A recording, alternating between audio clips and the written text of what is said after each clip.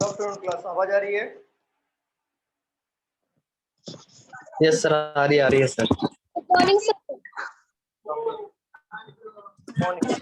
Good morning sir. Good morning everyone. और ये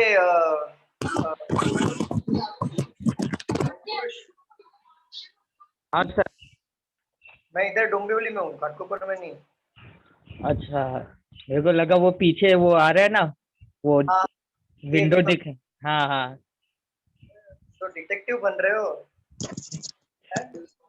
भाई ये डोंबिवली का ही रूम है सर। आज भी पेपर सॉल्विंग कराओगे कि नया नहीं, चैप्टर? नया चैप्टर। सुनीता बोल रहे हो ना? सुनीता मैम, पेपर कैसा गया? सर अच्छा गया, पर मेरा पूरा का पूरा मैथ्स छूट गया। अच्छा ये बताओ, मैथ्स जाने दो, रीजनिंग बताओ कि मैंने जो पढ़ाया था कोई बाहर आया था क्वेश्चन? हाँ सर, मैं सब बताती हूँ। देखो, हाँ बोलो। इनइक्वालिटी नहीं आया था। हाँ, एक हाँ, मिनट और रुक जाओ नीता, एक मिनट रुक जाओ। हाँ ठीक है।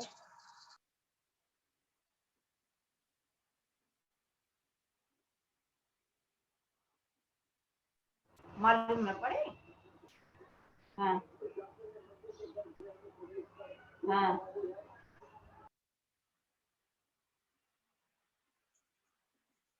चलो बताओ। हेलो सर, इनइक्वालिटी का नहीं आया था, और सिलॉक्स का ओनली अ फ्यू वाले क्वेश्चन आए थे, आइदर और वाले आए थे। सिलॉक्स का बहुत आए थे क्वेश्चन। हाँ सर बोलो। आवाज नहीं आ रही है। हाँ बोलो बोलो। सिलोक्स का कितने मार्क्स ले आया था? Only a few. हाँ, ओनली फ्यू तो मैंने पढ़ाया था ना। हाँ, और आइदर और वाले क्वेश्चन आए थे। हाँ, बहुत कितने? क्वेश्चन आए थे सिलॉक्स के, और सीरीज के सर क्वेश्चन थे, पर अरे मैं नहीं समझ पाई। अरे बाबा, सिलोक्स से कितने मार्क्स ले आए थे ये तो बताओ। सर वो मार्क्स में नहीं देखी थी, लेकिन बहुत क्वेश्चन आए थे, 2 3 4 क्वेश्चन आए थे ऐसे। 2 से 5 के बीच में मैंने बताया ही था, इसके बीच में आएगा। तो सीरीज के डायरेक्ट 5 मार्क के क्वेश्चन आते हैं। कितने मार्क्स सीरीज का आया के था? भी आए थे। और चलो पजल सेटिंग बताओ। सर पजल सेटिंग का आया था, मुझे ये पूछना था। पजल में हाँ। ना सर, पजल में था, लेकिन उसमें ना सेंटर दिया था, ना नॉर्थ दिया था, ना साउथ दिया था। हाँ। और फिर मैं समझ नहीं पाया, ऐसा क्वेश्चन था। मुझे ऐसा पजल का ऐसा लगा कि बाहर से आए थे सर, पजल का सिर्फ। सिटिंग अरेंजमेंट में नॉर्थ साउथ ईस्ट वेस्ट होता है। पजल में ना कोई नॉर्थ होता है ना कोई साउथ होता है। वो आपका पजल का क्वेश्चन होगा। सीटिंग में नॉर्थ साउथ होता है क्योंकि हमें सीट पे बिठाना होता है, ठीक है ना। लेकिन पजल में कोई नॉर्थ साउथ नहीं होता। उसके अकॉर्डिंग आपको दिया होगा कि देखो यहाँ पे आप प्रैक्टिस किए रहोगे तो आपको पजल में आएगा। सीटिंग अलग होता है, पजल अलग होता है। सर मैं प्रैक्टिस नहीं की थी ना पजल का, तो शायद मैं नहीं समझ पाई। क्योंकि सीटिंग में नॉर्थ साउथ होता है मैम। आपको सीटिंग में आके पजल आया होगा, कितने मार्क्स ले आया होगा? मिनिमम 15 मार्क्स तो होगा ही। हाँ सर, हाँ। ओके, और बताओ क्या आया था? डायरेक्शन आया था? नहीं आया था, डायरेक्शन का नहीं आया था। Blood relation? ब्लड रिलेशन आए थे, 2 क्वेश्चन आए थे उसमें। 2 क्वेश्चन, 2 से 5 तो आता ही है। Coding decoding? और कोडिंग डिकोडिंग भी आए थे, बहुत सारे क्वेश्चन आए थे, समझ लो 2 से 5। हाँ 5 मार्क का क्वेश्चन। हाँ और देखो तो सब तो हो ही गया। 15 मार्क का ये 5 20 26 हाँ 27 5 32 30 मार्क का पेपर था ना। हाँ कवर हो गया। अभी देखो आपका कौन सा शिफ्ट होगा? मॉर्निंग है ना? हाँ सर, मॉर्निंग में है मेरा। हाँ तो देखो, सिलॉक्स अगर आपको आया है तो सेकंड शिफ्ट में सिलॉक्स ना आके इनइक्वालिटी आएगा। मैंने बोला था कल के पेपर में पजल और सिटिंग फिक्स होगा, सीरीज फिक्स होगा, बाकी ये सब पूरा का पूरा शफल करेगा। Okay sir. आप जो बोल रहे हो ना कि सर वो नॉर्थ का नहीं आया था, इनसाइड फेसिंग आउटसाइड फेसिंग नहीं आया था, है ना, वो सब आया, सीरीज का भी आया था। क्या बोल रहे हो? आपने जो जो पढ़ाया था वो सब आया था, पर मेरी प्रैक्टिस के ऊपर थी, मैं आधा ही प्रैक्टिस की थी ना, पूरा नहीं। वही मैं बोल रहा हूँ, जैसे आपने बोला ना कि इनसाइड फेसिंग नहीं था, आउटसाइड फेसिंग नहीं था सर, नॉर्थ फेसिंग नहीं था, वो सिटिंग अरेंजमेंट ना होके आपको पजल के क्वेश्चंस आए होंगे। तो पजल का आपने प्रैक्टिस नहीं किया होगा, तो पजल का प्रैक्टिस नहीं की थी मैं। तो इसके लेकिन बताओ, कोडिंग डिकोडिंग में कोई प्रॉब्लम नहीं आना चाहिए था आपको। ब्लड रिलेशन में कोई? अच्छा गया सर। और blood relation? Blood relation sir, वो मैं प्रैक्टिस नहीं की थी ब्लड रिलेशन का, इसलिए मैं नहीं कर पाई, लेकिन मैं की सर। सीरीज? हाँ सर, मैं सीरीज का भी प्रैक्टिस नहीं की थी, लेकिन वो भी अच्छा ही गया, जितना आप पढ़ाए थे ना उतना की। लेकिन मैं जो पढ़ाया तो वो सिलेबस में से आया ना, कोई बाहर से तो नहीं आया ना? आया था, सब आया था आप जो पढ़ाए थे। ओके, मैं तो पढ़ाता ही हूँ एग्जाम हो रही रीजनिंग अच्छा ही गया सर। सर एक रिक्वेस्ट थी है आपसे, बोलिए मैम, बोलिए मैम। सर पजल का और सीरीज का और ब्लड रिलेशन का मुझे एक बार फिर से चाहिए लेक्चर प्लीज। कोई बात नहीं मैम, हो जाएगा, वो सर्कल स्टार्ट होगा ना तो आप कवर हो जाएगा, कोई बात नहीं, हो ओके सर, जाएगा। Thank you sir. चलिए, और किसी का एग्जाम था? सैफ, सैफ, सर जिसका है अभी उसकी तैयारी करो। हाँ क्या बोल रहे हो मैम? जिसका है अभी उसकी तैयारी करवाओ। मैं तो करवा रहा हूँ मैम, ऐसी कोई बात नहीं है, लेकिन अभी जिसका एग्जाम है उसको तो पूछना तो पड़ेगा ही ना। सैफ आपका एग्जाम था? ओके। हाँ था, एग्जाम अच्छा गया था। अच्छा गया था। आपको तो अभी नए नए हो ना, तो आपसे मतलब अभी पूछूंगा तो आपका सिलेबस भी नहीं हुआ है, नए हो ना इसलिए। दूसरा मैथ और रीजनिंग पूरा मैंने सॉल्व किया, सिर्फ करंट अफेयर्स वाला थोड़ा छूट गया बस। ओके, मैथ्स और रीजनिंग पूरा सॉल्व कर लिया आपने? चलो। Hello sir. हाँ मैम बोलिए। सर अभी जो पढ़ा रहे हो वो बैंक में नहीं है ना? ये जो स्टेटमेंट एंड कंक्लूजन है वो बैंक में भी आएगा, एसएससी में भी आएगा, और immediate figure, figure formation, missing the figure, ये ओनली एसएससी में आता है। Okay sir. एक एक मार्क के लिए आता है। ओके सर, फिर होती हूँ, बैंक का नहीं है। तो आपका स्टेटमेंट एंड कंक्लूजन है ना मैम बैंक का, वो तो बैठ सकते हो ना आप। ओके सर, फिर मैं शाम को आती हूँ, मैं तो सिर्फ बताने आई थी आपको एग्जाम के बारे में। अच्छा अच्छा अच्छा, ओके ओके ठीक। Okay, thank you. सर ये बैंक के लिए है ना लेक्चर? रोहित हाँ बोल रहा हूँ बैंक, सर। हाँ रोहित कैसे हो? हाँ बस अच्छा मैं बोल रहा हूँ बैंक के लिए भी है ना? Statement and conclusion only bank के लिए। स्टेटमेंट एंड कंक्लूजन में 1 घंटे के बाद लूंगा, तब तक मैं वो फॉर्मेशन वाला ले रहा हूँ क्वेश्चन। 1 घंटे के बाद होगा क्या वो? हाँ, क्योंकि अभी एसएससी का तैयारी करवाना है ना, उनका भी एग्जाम है। एसएससी का कर रहे हैं क्या? हाँ हाँ, एसएससी का थोड़ा तैयारी कर। अभी कितने बजे ज्वाइन हो सर? मैं कैसे बताऊँ, फिर भी बैठो पढ़ लो ना, पढ़ने में क्या प्रॉब्लम है, सीख लो। कैसे करूँ? ऑनलाइन रहो और सीखते रहो, काम करते रहो, और जब स्टेटमेंट कंक्लूजन आ जाए तभी एक्टिव हो जाना। ओके ओके ठीक है। ओके।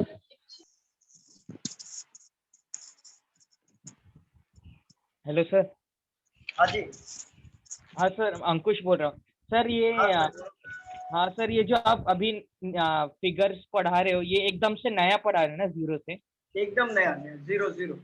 अच्छा ठीक है सर, फिर हम बैठ जाते, क्योंकि हमारा घाटकोपर में तो अभी वो हुआ नहीं ना, वो सिलॉक्स का पूरा पूरा। हाँ सिलेबस का आपका छूट गया ना फिजिकल लेक्चर में, मुझे पता है। सर हम आपको मिस करते हैं। अरे मैं भी बहुत मिस करता हूँ सब कुछ।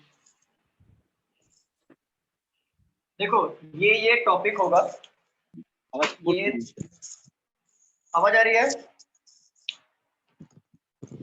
हाँ सर, आवाज आ रही है बराबर। ये टॉपिक एसएससी का पोर्शन है, ये तीनों। इसमें से देखो, इमीडिएट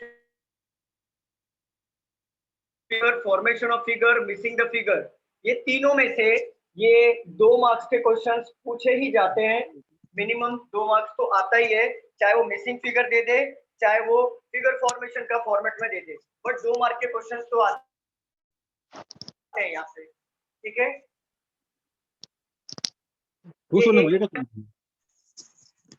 एक मिनट प्लीज म्यूट कर दीजिए ना, आपके इधर से आवाज आ रही है। स्टेटमेंट एंड कंक्लूजन ये 1 मार्क के लिए आता है एसएससी में, और ये यही चीज थोड़े हाई लेवल में बैंक में ये मेंस में पूछा जाता है 2 मार्क्स के लिए। तो आप समझ सकते हो इसका वेटेज कितना है। और embedded figure, figure of formation और मिसिंग द फिगर बहुत इजी चैप्टर है, ये मैं आपको बताऊंगा कैसे सॉल्व किया जाता है। ठीक है, स्टार्ट करें हम लोग। अभी हमारा पूरा फोकस एसएससी वालों के पेपर पे रहेगा, और जल्दी से जल्दी क्वेश्चन कवरेज कंप्लीट करके हम लोग आगे बढ़ेंगे। एसएससी वाले कौन कौन है जिसका एग्जाम है मुझे बताओ, सुनीता मैम, और कोई है? यस। और किसी का है एग्जाम? चलो, और कोई नहीं है। चलो मैम मुझे बताना कौन कौन सा पोर्शन आपका कंप्लीट हुआ है, कौन कौन सा नहीं हुआ है। मैम बताते जाओ। एनालॉगी हुआ है, सुनीता मैम बताते जाओ। एनालॉगी हुआ है, आवाज आ रही है? उनकी नहीं आ रही, मैम की नहीं आ रही, आपकी आ रही है सर। आ रही है ना सुनीता मैम?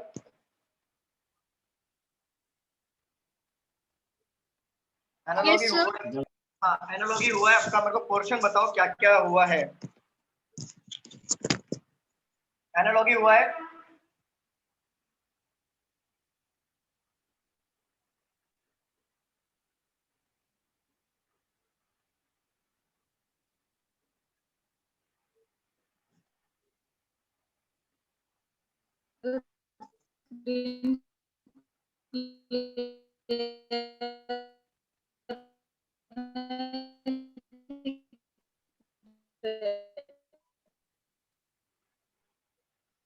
Hello sir. हाँ एक मिनट। हाँ हेलो। हाँ जी बोलिए बोलिए। तो ये कौन से टॉपिक्स लिख रहे हो? ये एसएससी का है। स्क्रीन नहीं दिख रही क्लियर। क्लियर नहीं दिख रहा है? नहीं क्लियर तो है सर, क्लियर देख।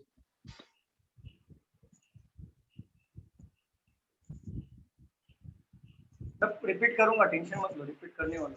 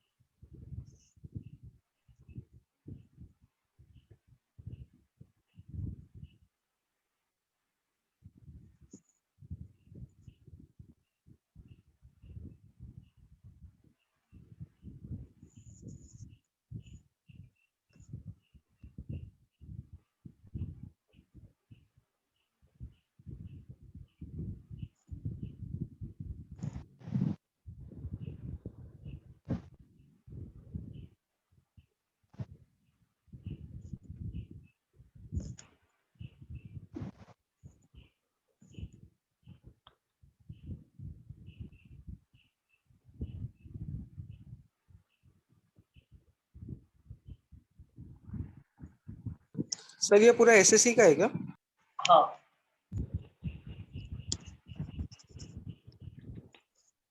सुनीता मैम बताओ एनालॉगी हुआ है आपका, फटाफट बताते जाओ।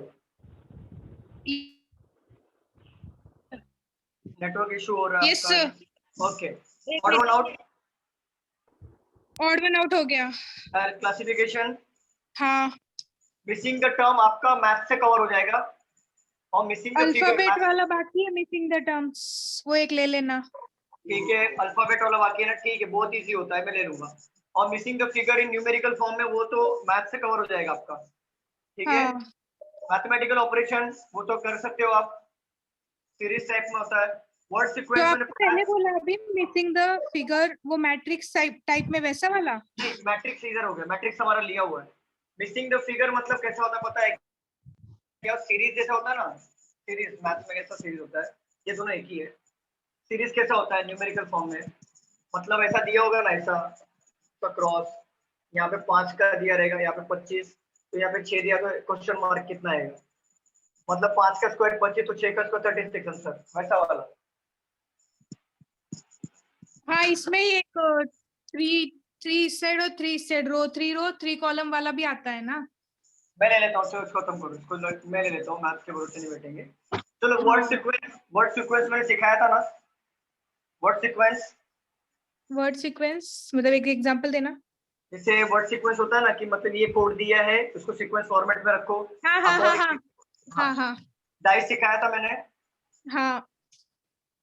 डायरेक्शन सिखाया डायरेक्शन था, हो गया, ब्लड ब्लड रिलेशन रिलेशन, हो गया, फिगर मैट्रिक्स, हो गया, कोडिंग डिकोडिंग, कोडिंग भी हो गया, स्टेटमेंट एंड अजम्पशन, हो गया, स्टेटमेंट कंक्लूजन आज कवर कर दूंगा, इमीडिएट फिगर आज पूरा का पूरा कवर कर दूंगा, mirror water image, mirror water हो गया, सीरीज सीरीज नहीं, मतलब हाँ हो गया, सॉरी। सीरीज हुआ है हाँ हाँ हाँ और पेपर कटिंग, पेपर फोल्डिंग और कैलेंडर, ये जो आपका ओनली 3 चैप्टर बाकी है।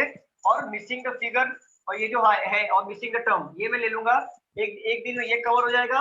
पेपर कटिंग, पेपर फोल्डिंग एक दिन में कवर हो जाएगा। कैलेंडर एक दिन में कवर हो जाएगा। आपका पूरा का पूरा पोर्शन कंप्लीट हो जाएगा। आप प्रैक्टिस स्टार्ट कर दो, अभी पूरे के पूरे क्वेश्चंस लगाना स्टार्ट कर दो। मैथ्स वाला भी आप ही करवा देना, क्योंकि मैथ्स का बाकी है ना, तो मैम कितना करवाएगी इसलिए। मैं करवा देता हूँ। चलो मिसिंग द हाँ। वही तो चलो मिसिंग द फिगर न्यूमेरिक मैं ले लूंगा, न्यूमेरिक भी और मिसिंग द फिगर अल्फा वाला। और मिसिंग द टर्म भी मैं ले लेता हूँ, ये दोनों ले लेता हूँ। पेपर कटिंग फोल्डिंग मैं ले लेता हूँ। कैलेंडर भी है वो ले लूंगा। कैलेंडर लास्ट में लूंगा इसके लिए क्योंकि इसमें थोड़ा ट्रिक होता है, तो जस्ट सिखाया रहूंगा ना, तो आप थोड़ा एक दिन प्रैक्टिस भी करो तो अगले दिन एग्जाम रहेगा तो कर सकते हो। तो मेरे कहने का मतलब ये है कि आप कौन सा मॉक टेस्ट वगैरह दे रहे हो कि नहीं दे रहे हो? नहीं, मैं अभी मॉक टेस्ट तो नहीं दे रही हूँ, क्योंकि मैथ्स वगैरह का बाकी है। ऐसे रीजनिंग का कभी कभी दे देती हूँ, अड्डा 247 का नॉर्मल देना टेस्ट। स्टार्ट कर दो। अड्डा 247 का मॉक टेस्ट देना स्टार्ट कर दो। ओके। ठीक है, एग्जाम आ रहा है तब तक तो स्टार्ट कर दो। और आज हम लोग क्या करेंगे, स्टेटमेंट एंड कंक्लूजन ले लेंगे, ये हमारा हो जाएगा। इमीडिएट फिगर पूरा ले लेंगे, मतलब figure formation, missing the figure ये भी ले लेंगे, कंप्लीट हो जाएगा। बचेगा paper cutting, folding, calendar, missing the figure, missing the terms, पूरा कंप्लीट हो जाएगा हमारा एसएससी का पूरा। ठीक है, यस सर। चलो। मतलब सीएचएसएल का क्या? हाँ सीएचएसएल का। और सीजीएल सेम ही होगा ना सर? सेम सेम लेवल बढ़ जाएगा, थोड़ा डिफिकल्टी हाँ, लेवल वही बढ़ जाएगा। लेवल बढ़ेगा। जो लेट एडमिशन है सर वो लोग का बाद में कवर हो जाएगा ना? कवर हो जाएगा, कवर हो जाएगा, कवर हो जाएगा। हाँ, क्योंकि सीएचएसएल आ रहा था लेकिन एक मिनट रुक जाना जरा। सर 14-15 का क्या था? 14-15 लिखा था अपने टॉपिक को। वो याद नहीं है। पेपर कटिंग फोल्डिंग था, या फिर वो water image, water image, mirror image. ये होगा शायद। 14th वाला। इमीडिएट फिगर था शायद, हाँ। वही हम लोग आज लेंगे। चलो एग्जाम की बात करते हैं हम लोग डायरेक्ट। या ये 15 इमीडिएट फिगर की बात। हाँ आवाज आ रही है? 15th वाला 15th वाला। मुझे याद नहीं है। टॉपिक चाहिए क्या आपको, लिखना है क्या? हाँ सर, लिख लो चलो। अरे लास्ट ही रह गया खाली सर 15th और कुछ 16th कितना दिया था sir? Paper cutting, paper folding ये लिखा था मैंने। और हाँ सर, यहाँ से लिख। कैलेंडर शायद वही होगा।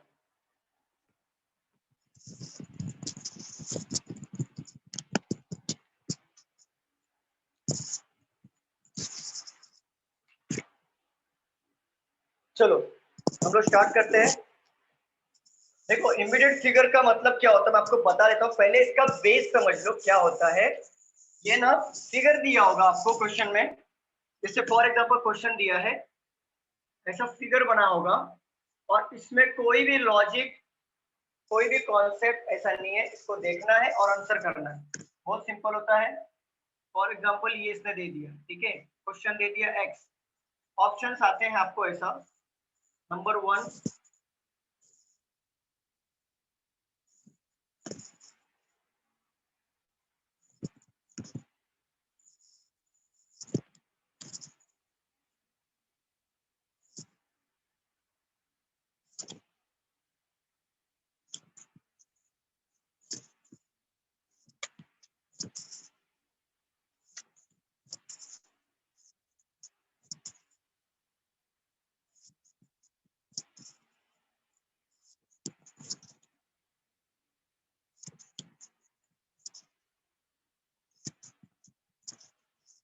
नंबर 3,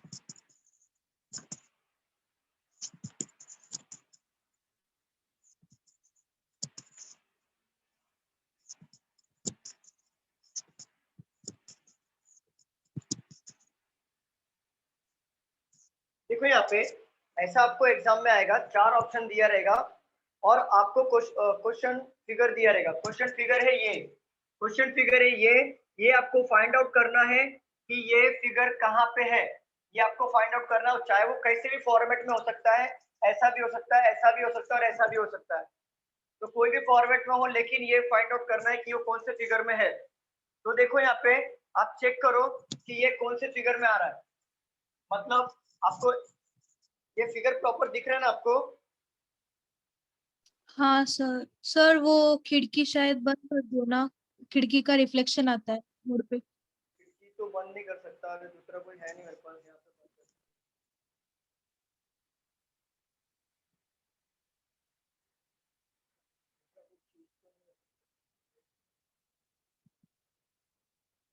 अभी भी आ रहा है क्या?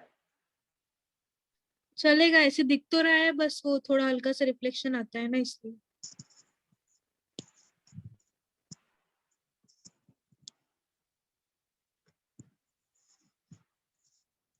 तो है भी तो नहीं कि मैं इसको ढक दूं। पहले नहीं आता था, अभी आज 1-2 दिन से आ रहा है रिफ्लेक्शन बोर्ड पे। आजकल धूप निकल रहा है ना, इसके लिए।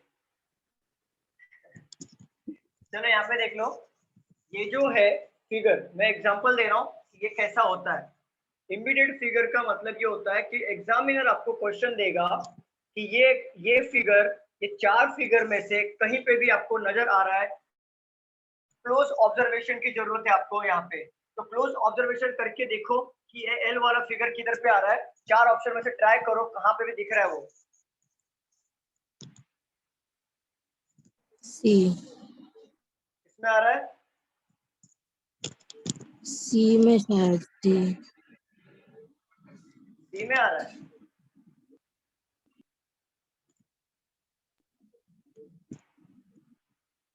इसमें एल। सर सेकंड में है, सेकंड बी। ये हाँ कॉर्नर है। अगर ये बन रहा नहीं है ना प्रॉपर इधर। इसमें क्या करना है सर? इसमें ढूंढना है, ये आपको 4 फिगर दिया रहेगा, चारों फिगर में से ढूंढना है ये जो फिगर है वो किधर आ रहा है। तो मैं फिगर अच्छे से बनाता हूँ तो समझेगा।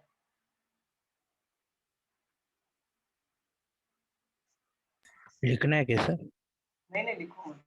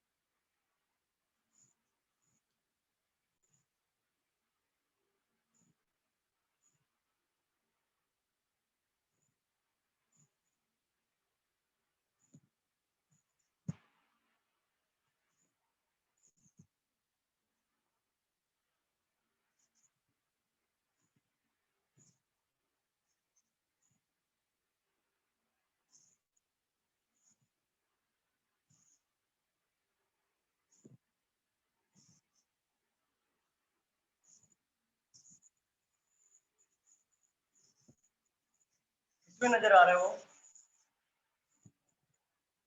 C option. सी में नजर आ रहा है। सी में ही आ रहा है। हाँ हाँ एक मिनट रुके जरा।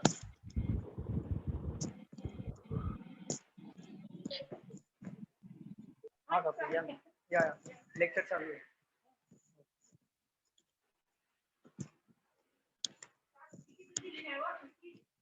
काय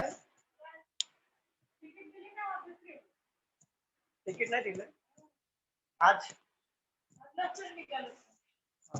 बंद करून टाक. किसमें आ रहा है मुझे बताओ.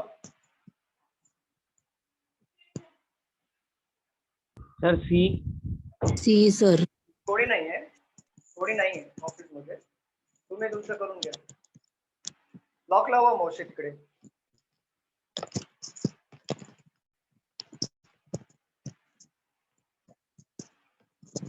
सी आ रहा है क्या? सर बी भी हो सकता है ना? हाँ सी.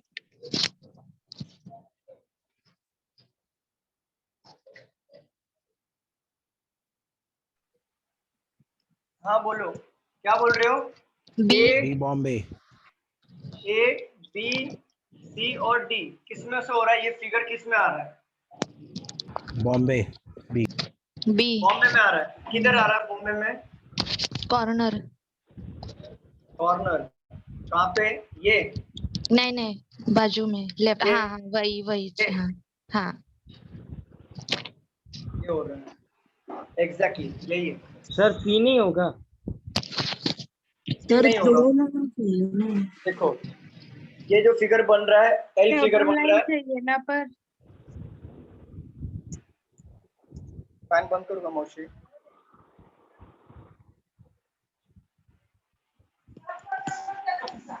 काय मॅमचा फोन नंबर घेऊन टाका. नका मॅमचा नंबर तुम्हाला दे.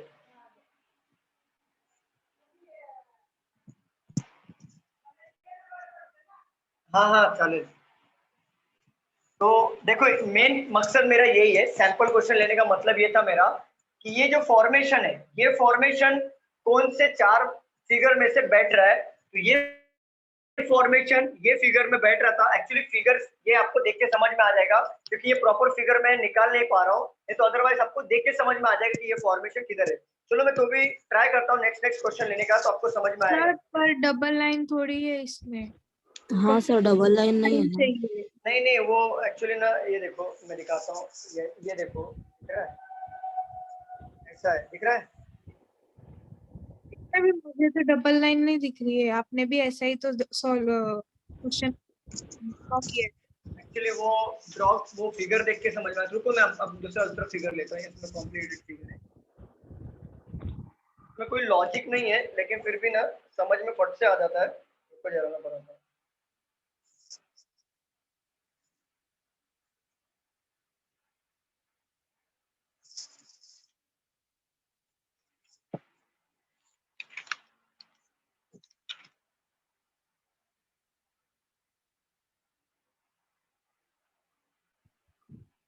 मतलब एक बेसिक क्वेश्चन लेता हूँ. बहुत बेसिक लेता हूँ. एग्जाम में आएगा नहीं लेकिन बेसिक क्वेश्चन लेता हूँ. इसका मतलब समझो ये एग्जैक्टली है क्या. सपोज करो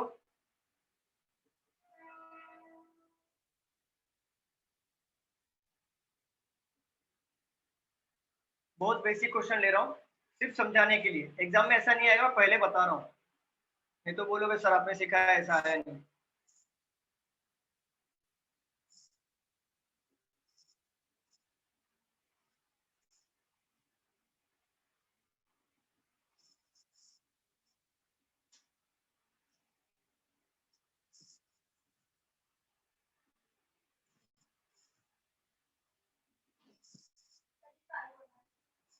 काय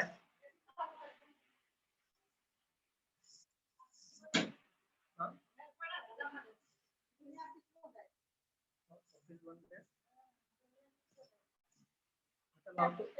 लावतो फोन लावून विचारतो कधी लावतो. सर स्माइल वाला समझ नहीं रहा कि क्वेश्चन में स्माइल कर रहा है ये एकदम नॉर्मल है. ऊपर क्वेश्चन वाला. सी. क्या मानसा नंबर घ्या. D D D D D D D option. आएगा. डी दादर. एक मिनट रुक जाओ स्टूडेंट. एक मिनट हाँ. D D. दादर. एक मिनट स्टूडेंट. एक मिनट क्लास. एक मिनट काकू घेऊन या तुमचा आयफोन घेऊन या फटाफट देतो तुम्हाला.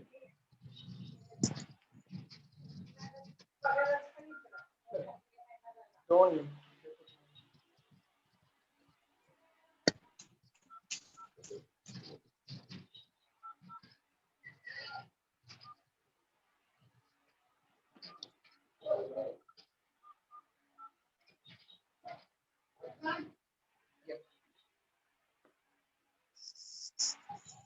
देखो मेरा मकसद ये है आपको एग्जाम में समझाने के लिए क्वेश्चन अगर दिया है यहाँ पे 4 ऑप्शंस दिए रहेंगे तो सेम सेम मतलब फिगर आपको फाइंड आउट करना है. देखो ऑप्शन नंबर 1 में अगर देखा जाए तो यहाँ पे 2 डॉट है बट यहाँ पे 3 डॉट है, बरोबर कि नहीं?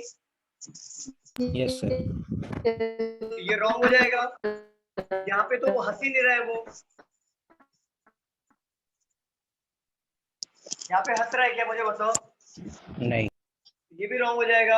यहाँ पे इसका नोज नहीं है, यहाँ पे नोज दिया है, ये रॉन्ग हो Wrong जाएगा. हो जाएगा. ये परफेक्टली बैठा. मतलब इन शॉर्ट मेरा मकसद ये है आपको समझाने का कि एग्जामिनर जो क्वेश्चन देता है वो आपको फिगर में फाइंड आउट करना है कि वो कौन से फिगर में छुपा हुआ है.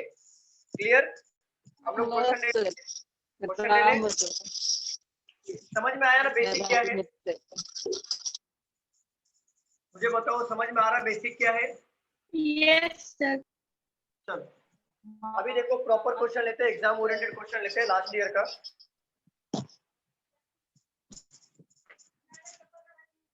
हाँ चलो तुम्हें फोन करूंगा.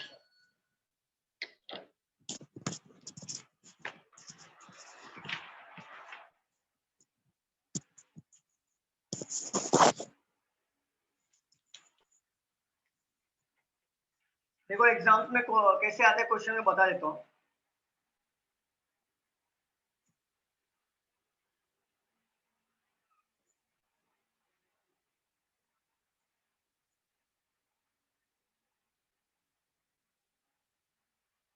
ये है फिगर फाइंड आउट करना है. ये है क्वेश्चन. ये एक्स का फिगर फाइंड आउट करना है. 4 ऑप्शन देता हूं, बताओ जरा कि वो फिगर कहीं कहां पे है.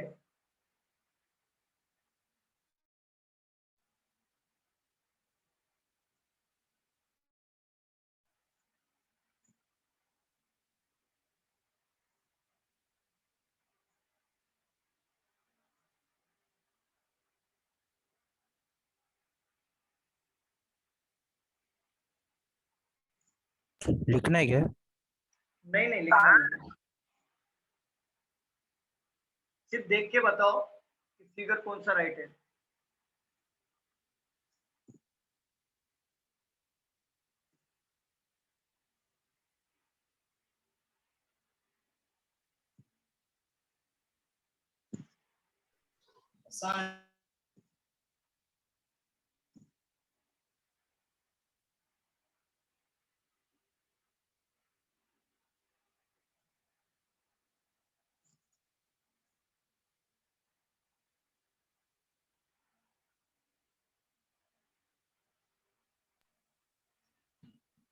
जो अभी आप ड्रॉ कर रहे हो. जो बना रहे हो ये राइट.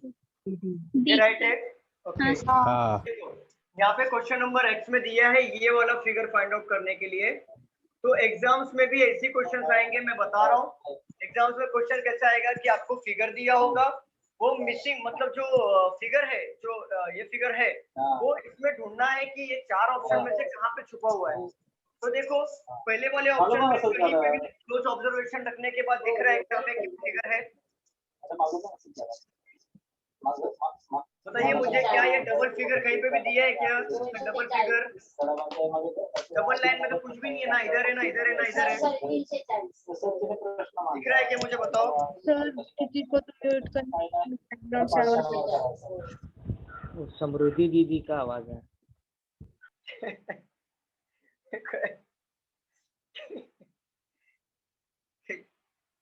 ओके चलो यहाँ पे देखो क्या हुआ क्या ये सर? डबल फिगर का है क्या? यहाँ पे बताओ मुझे डबल फिगर में ऐसा यहाँ पे कहीं पे भी दिया है क्या डबल फिगर? इसके अलावा यहाँ पे डबल फिगर है ना, दिख रहा है ना? यहाँ पे क्लोज ऑब्जर्वेशन करना है, बाकी कुछ नहीं है इसमें कॉन्सेप्ट.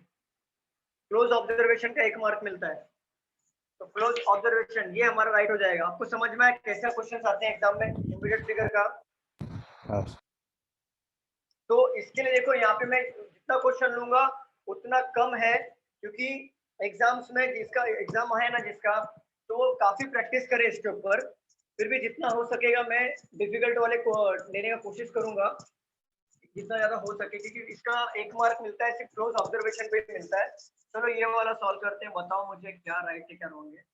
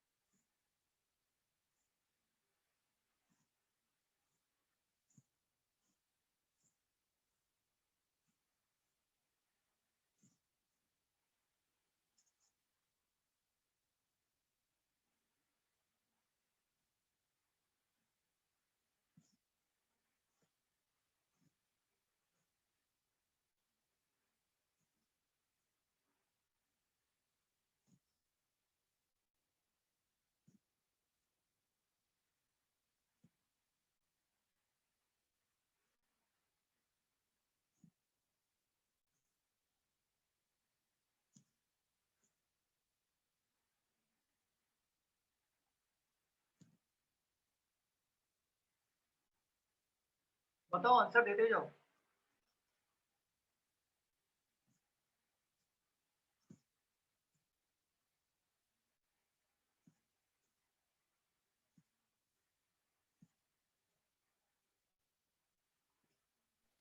बी वाला। ये वाला क्लियर दिख रहा है ना? एग्जैक्टली बी है। बी आएगा। सर बी में तो, हाँ बोलो। हाँ सर बी में तो ऐसे फिगर दिख रहा है, पर उसमें एक ही ट्रायंगल ऐसा लग रहा है, दिख रहा है। हाँ वो रहेगा, लेकिन फिगर देखो आ रहा है कि नहीं, ये देखो यहाँ पे फिगर वो कुछ ना कुछ तो उसे मिक्स करेंगे ही, लेकिन ये देखो फिगर फॉर्मेट पूरा बैठ रहा है कि नहीं, देखा हाँ, जाए बैठ- तो देखो ये फिगर बैठ रहा है, ये फिगर बैठ रहा है और ये फिगर बैठ रहा है। अंदर हाँ, कुछ हाँ। भी डिजाइन बना दे कोई फर्क नहीं पड़ता, बट मेन फिगर वहां पे होना चाहिए। ओके। समझ गए आप? तो Yes. ये हमारा राइट आंसर होगा, ऑब्जर्वेशन का मार्क्स मिलता है।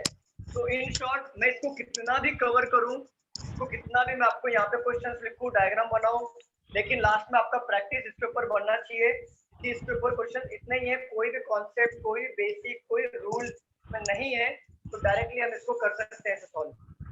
समझ गए आप? ये इमीडिएट फिगर इसको ही कहते हैं हम लोग। Okay sir. ठीक है, अभी देखते हैं दूसरा वाला।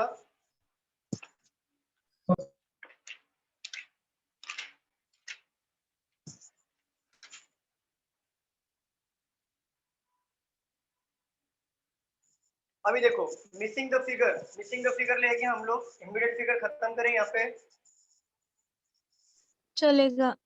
क्वेश्चन लेना है क्या इसके ऊपर? और प्रैक्टिस कर लेंगे हम लोग। एक्चुअली प्रैक्टिस का ही ऑब्जर्वेशन है, पूरा प्रैक्टिस का ही करना है आपको यहाँ पे।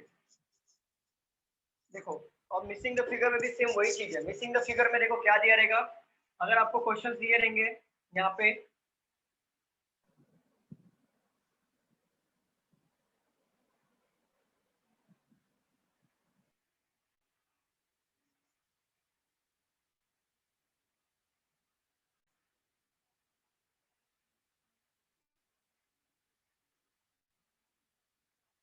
ये मिसिंग है हमारा, तो बताओ ये मिसिंग द फिगर में से कौन सा फिगर करेक्ट बैठेगा, मुझे बता देना।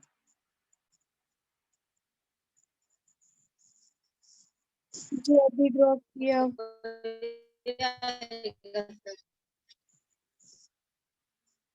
देख लो अच्छे से देख लो,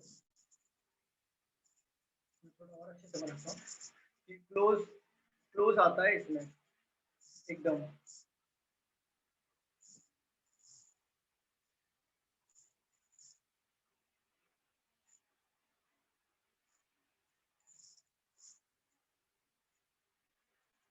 ये ऑप्शन नंबर 1,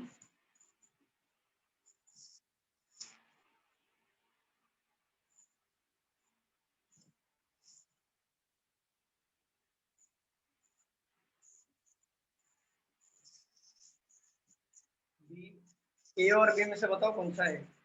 बी आएगा, बॉम्बे। बॉम्बे आएगा। हाँ। देखो बी क्यों आएगा, आप ये रीजन समझो। देखो यहाँ पे हमने जो बनाया था, तो ये जो साइन देखो यहाँ पे प्रॉपर बन रहा है ना, यहाँ पे ये जो टर्न पॉइंट आ रहा है प्रॉपर बन रहा है ना अंदर डायग्राम में। हाँ, इधर कट हो रहा है। बट यहाँ पे देखो कट हो रहा है, देखा जाए तो ये कट हो रहा है, तो ये रॉन्ग होगा। और ये कंप्लीटली बन रहा है विथ, ये प्रॉपर बन रहा है, इसके अंदर ये सेम बन रहा है। मतलब अगर बनाने जाए तो ये हमारा ऐसा बन जाएगा, मतलब मिसिंग द फिगर हमारा ये होगा। समझ गए आप? तो ऑप्शन नंबर बी हमारा ऑलवेज राइट होगा। क्लियर? आपको समझ रहा है? हाँ सर।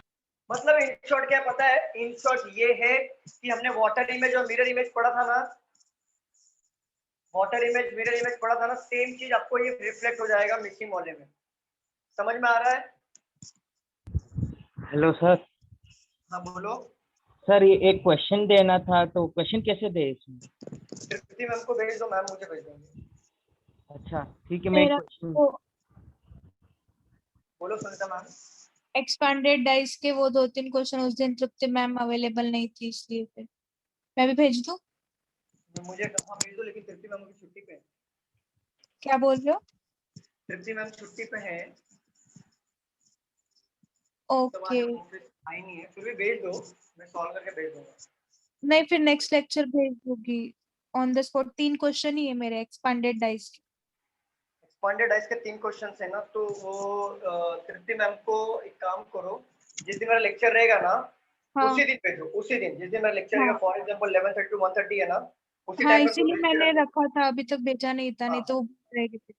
चले, उसी टाइम पे भेज दो तुरंत, मतलब वो टाइम ओके पे कैसे मुझे याद रहेगा, मैं ले लूंगा क्वेश्चन। ओके। Hello sir.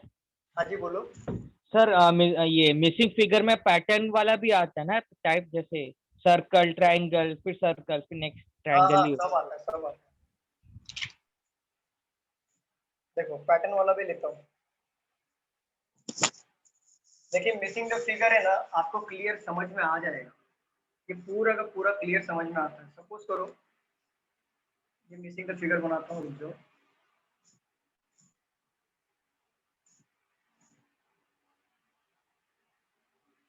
ये एक मार्क हाफ का होता है पता है, ये इमीडिएट फिगर, ये मिसिंग द फिगर हाफ के मार्क्स होते हैं।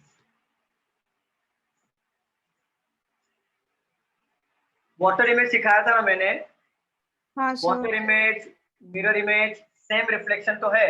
ये मिसिंग पूछा है तो क्या आएगा, इसका रिफ्लेक्शन इधर आ जाएगा, सिंपल।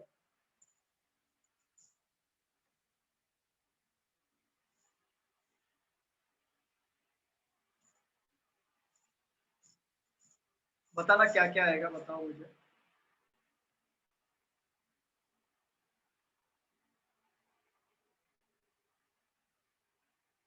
देखो वाटर इमेज पे, वाटर इमेज मिरर इमेज, ये खुद में एक कॉन्सेप्ट है, और ये कॉन्सेप्ट के बेस पे आपका paper folding, paper cutting, paper cutting में वाटर इमेज पे ये इमीडिएट फिगर, ये भी मिसिंग द फिगर, ये पूरा वाटर इमेज पे ही डिपेंड करता है।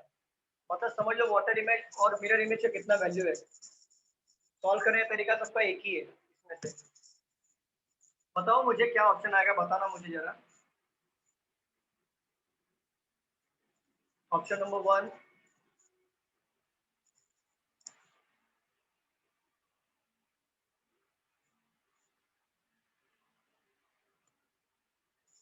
बी,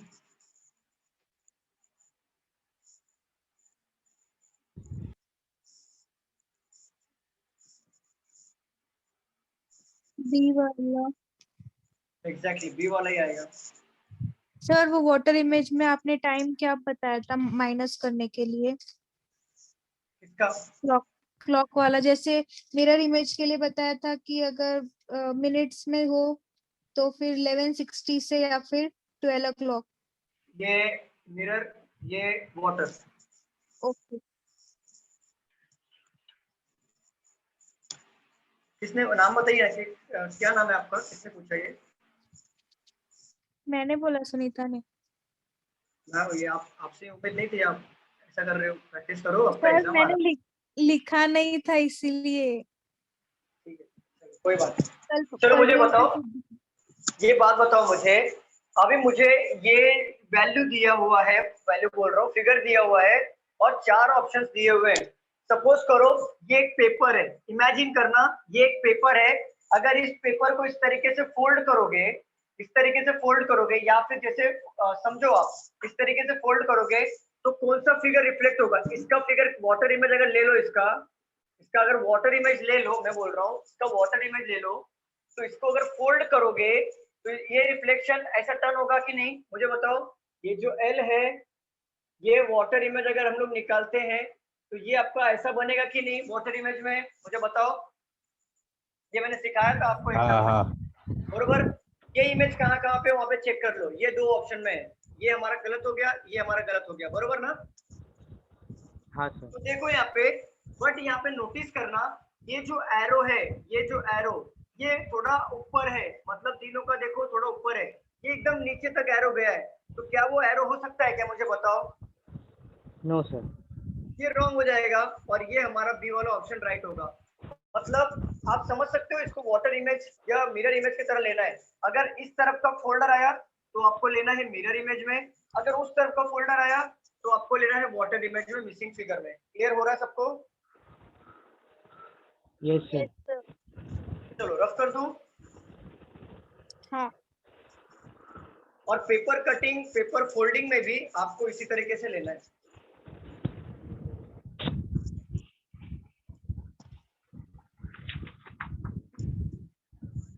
मैं डायरेक्ट क्वेश्चन दिखाऊं क्या, आप बताओगे क्या आंसर? हाँ सर। चलो 9 नंबर बताओ।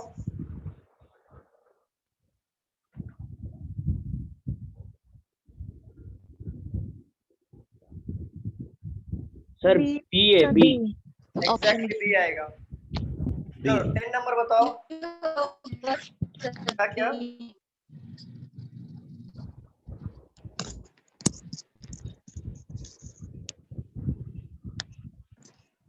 क्या बोल रहे हो, बोलो।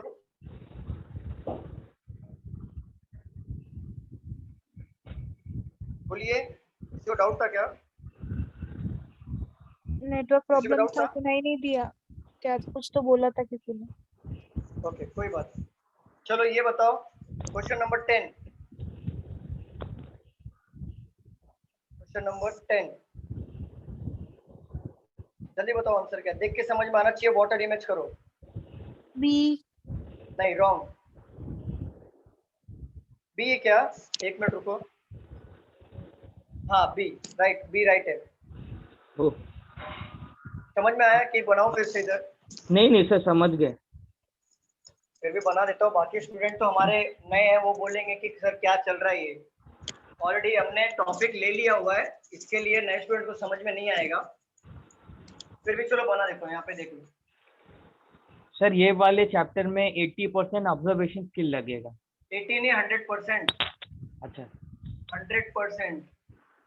इसमें कोई कॉन्सेप्ट नहीं है। आप बताओगे सर ये डिजाइन कैसे बनाना है, तो मैं इतना बोल सकता हूँ कि कॉन्सेप्ट में वाटर इमेज और ले लो, वाटर इमेज जैसा, बस मैं यही बोल सकता हूँ। बाकी में इसमें कोई कॉन्सेप्ट है नहीं। लिखना है? नहीं लिखना नहीं है, लेकिन आपसे रिक्वेस्ट करूंगा इसके ऊपर ना बहुत सारे प्रैक्टिस करो। बाद में एक बार प्रैक्टिस कर लिया ना, दोबारा इसको देखने का गरज भी नहीं पड़ेगा। एक बार प्रैक्टिस हो गया ना तो दोबारा इसे देखने का गरज भी नहीं है। सर ये वाला चैप्टर बैंकिंग में भी आता है ना? नहीं, बैंक में नहीं आता ये ओनली एसएससी वालों के लिए। ये हो सकता है कि मुझे बताओ जरा, क्या ये फिगर इधर हो सकता है क्या? नहीं सर, No, ये ट्रायंगल नहीं होगा, में। पता है क्योंकि देखो, अगर हम लोग इसको, हाँ बोलिए। सर वो ट्रायंगल में वो आ गया ना, कट आ गया छोटा। ये कट आ गया, बरोबर। क्योंकि देखो अगर हम इसका वाटर इमेज निकालें तो यहाँ पे कोई भी कट ऐसा है क्या, मुझे बताओ? नहीं है ना।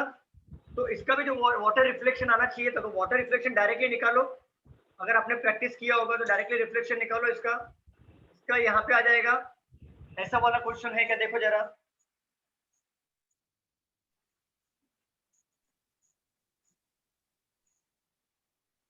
अब बताओ ये आएगा कि नहीं? Yes sir. ये आएगा ना, क्योंकि Yes. देखो हमने वही बनाया रिफ्लेक्शन, कि जिसका रिफ्लेक्शन है वही आपको पुट करना है। इन शॉर्ट आप समझ गए कि मिसिंग द फिगर में क्या होता है।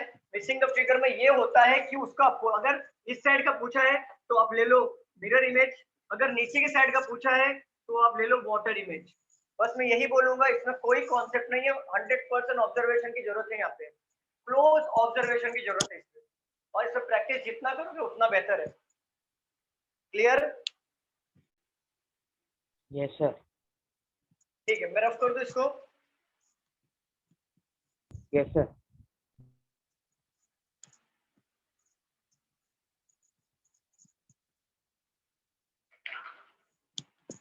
सुनीता मैम बताइए, और क्वेश्चन लेना है क्या इसके ऊपर? नहीं सर, वो है क्या आपके पास जिसमें बॉक्स का मिसिंग नहीं हो, जैसे कि अगर एरो दिया है तो वो चारों तरफ घूम रहा है, पहले वेस्ट फिर नॉर्थ, पहले वेस्ट फिर नॉर्थ साउथ वैसा वाला। ये वाला, ये वाला नहीं, ये तो मिसिंग में आ गया बॉक्स। किसका बोल रहे हो आप? कंप्लीट द फिगर में ही होगा, मैं बाद में भेजती हूँ, जाने दो, आगे करो आप कंटिन्यू। हाँ भेज दो।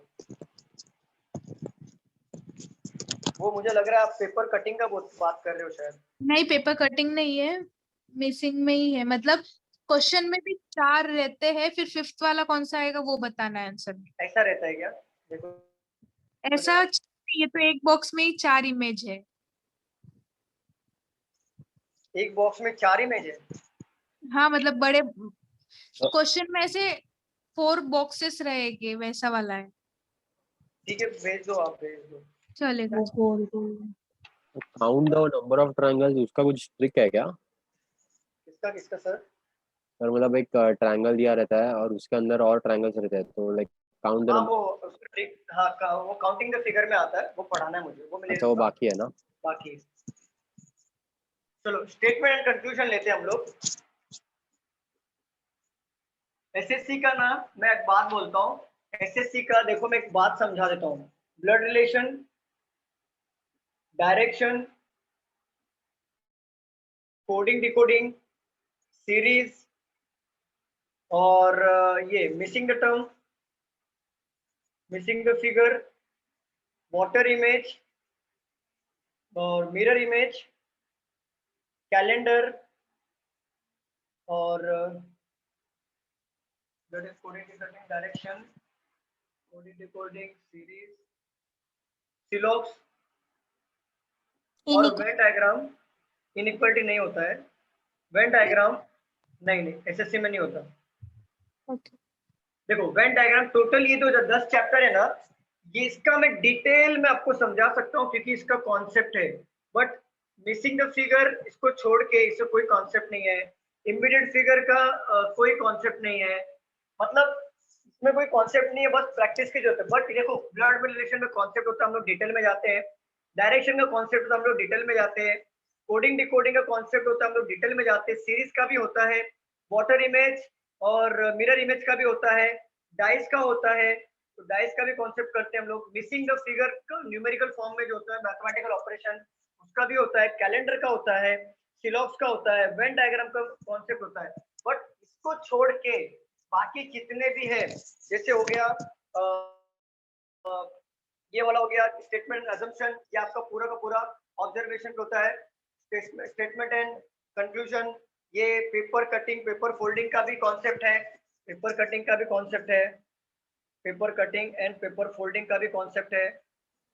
बट बाकी जितने भी है ना, analogy, classification, odd one out, इसका कोई कॉन्सेप्ट नहीं है, बस प्रैक्टिस करना है। Missing the figure, immediate figure, figure formation, इसमें कोई कॉन्सेप्ट नहीं होता एसएससी में। एसएससी का रीजनिंग थोड़ा इजी होता है, लेकिन प्रैक्टिस बहुत लेता है, बहुत मतलब बहुत ज्यादा प्रैक्टिस करना पड़ता है। तो समझ जाओ, ये वाले कॉन्सेप्ट को मैं डिटेल में बता सकता हूँ, लेकिन कुछ कॉन्सेप्ट ऐसे हैं जिसको मैं नहीं बता सकता डिटेल में, ये आपको प्रैक्टिस ही करना पड़ेगा। क्लियर है? कैलेंडर बाकी है ना? कैलेंडर बाकी है मेरा, पेपर कटिंग पेपर फोल्डिंग बाकी है, कैलेंडर बाकी है, पेपर कटिंग पेपर फोल्डिंग और फिगर कैलकुलेशन बाकी है। ये बाकी सब हो गया। ये CGL 21 के पहले हो जाएगा ना पोर्शन? CGL 21 के पहले कभी एग्जाम? शायद से मई एंड जून स्टार्ट कुछ वैसा है। हाँ अप्रैल में मई एंड में है, मतलब जून ही समझ लो, जून स्टार्टिंग में। हाँ हो जाएगा, लेकिन सुनीता मैम का हो सकता है। सर आपका नाम? मंदार। आपका हुआ है क्या कुछ पोर्शन, कुछ हुआ है क्या? हाँ हाँ सर, मैंने इसमें अपना कोडिंग डिकोडिंग जब किया था ना आपने, तभी ज्वाइन किया है मैंने। तो कोडिंग मुझे बता सकते हो कि क्या क्या टॉपिक हुए आपके, तो मैं बता सकता हूँ कि हो पाएगा कि नहीं हो पाएगा। नहीं सर, मतलब अभी से, मतलब अभी का जो इतना बाकी है अपना, उतना हो जाएगा क्या कवर, ऐसा पूछ रहा हूँ मैं। नहीं तो वही पूछ रहा हूँ, कोडिंग डिकोडिंग आपका हुआ है तो सिलॉक्स भी हुआ है क्या? हाँ हुआ है। वेन डायग्राम हुआ है? हाँ वो सीरीज सब हुआ तो है? अभी अभी लिया है ना। हाँ हाँ वही पूछ रहा हूँ, अभी जस्ट सीरीज ब्लड हुआ है, रिलेशन वगैरह हुआ होगा तो ब्लड वो रिलेशन तो हुआ है, हाँ। Direction direction. हुआ है, हाँ ठीक। और मिरर इमेज हुआ है, मिरर हाँ वाटर इमेज, डाइस हुआ है क्या? हाँ ओके। और स्टेटमेंट एंड अजम्पशन, हाँ ओके। स्टेटमेंट कंक्लूजन तो आज ले लूंगा, इमीडिएट फिगर में कुछ है भी नहीं तो आज लेके कोई मतलब नहीं, जस्ट ऐसे ही है। और पेपर कटिंग पेपर फोल्डिंग बाकी है, मेरी तरफ से बाकी है, और पेपर कटिंग बाकी है, ये बाकी है, कैलेंडर बाकी है, और आपका बाकी हो गया फिर paper cutting paper folding calendar और फिगर काउंटिंग। और मिसिंग द फिगर हुआ है क्या? याद नहीं अभी, शायद से हाँ। नहीं हुआ है, मैंने लिया ही कहाँ है। चलो मिसिंग द फिगर है, वो ले लेंगे हम लोग। आपका मिसिंग द फिगर आधे घंटे 1 घंटे का काम है, ज्यादा करके टाइम जाएगा। कैलेंडर में बहुत कॉम्प्लिकेटेड होता है। सर फिगर मेरा एग्जाम तो 26 को है, उससे 26 पहले में, किसी का होगा तो फिर वैसे ले लेना, मतलब कैलेंडर, और किसी का ले लूंगा। CHSL एग्जाम हो तो। 1 मिनट रुक जाओ, 26 में मेरे टाइम टेबल देख लेने दो। आज कितना तारीख है? 10 है ना, तो 12, 13, 26। तो एक काम करता हूँ मैं, पेपर फोल्डिंग पेपर कटिंग एक चैप्टर में कवर करता हूँ, मतलब 1 घंटे में कवर कर दूंगा। आप प्रैक्टिस कर लेना, कॉन्सेप्ट पूरा समझा दूंगा पेपर फोल्डिंग पेपर कटिंग का। और इसका मिसिंग द फिगर जो मैथमेटिकल ऑपरेशन, एक लेक्चर में दोनों कंप्लीट हो जाएगा मेरा। कैलेंडर को 2 घंटा प्रॉपर जाएगा क्योंकि बड़ा टॉपिक है, फिगर को भी 2 घंटा हाँ तो प्रॉपर वही जाएगा। बोला मैंने कि कैलेंडर का रखोगे तो किसी की और की चलेगा। भी उसके हिसाब से रख लेना ना। मेरा तो क्योंकि 26 से मतलब लास्ट है। बाकी कोई दे रहा ही नहीं एग्जाम ना, आप ही दे रहे हो सिर्फ।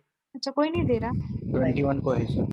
अनिकेत का 21 को है, आपका है 26 को। तो एक काम करता हूँ, मैं कैलेंडर ले लूंगा क्योंकि पेपर फोल्डिंग पेपर कटिंग एक कॉन्सेप्ट बता दूंगा ना, हाँ, मतलब वो सर भी आप एग्जाम में कंसेप्ट कर वाला सकते पहले लो, कंसेप्ट वाला मतलब जिसमें कुछ ट्रिक भी हो। आप हाँ बता हाँ, सकते इसलिए हो। तो मैंने कंसेप्ट और पहले लिया, coding decoding syllogism venn diagram series blood relation dice mirror image water image. देखो मिरर इमेज वाटर इमेज के बेस पे ही आपका पेपर फोल्डिंग पेपर कटिंग है।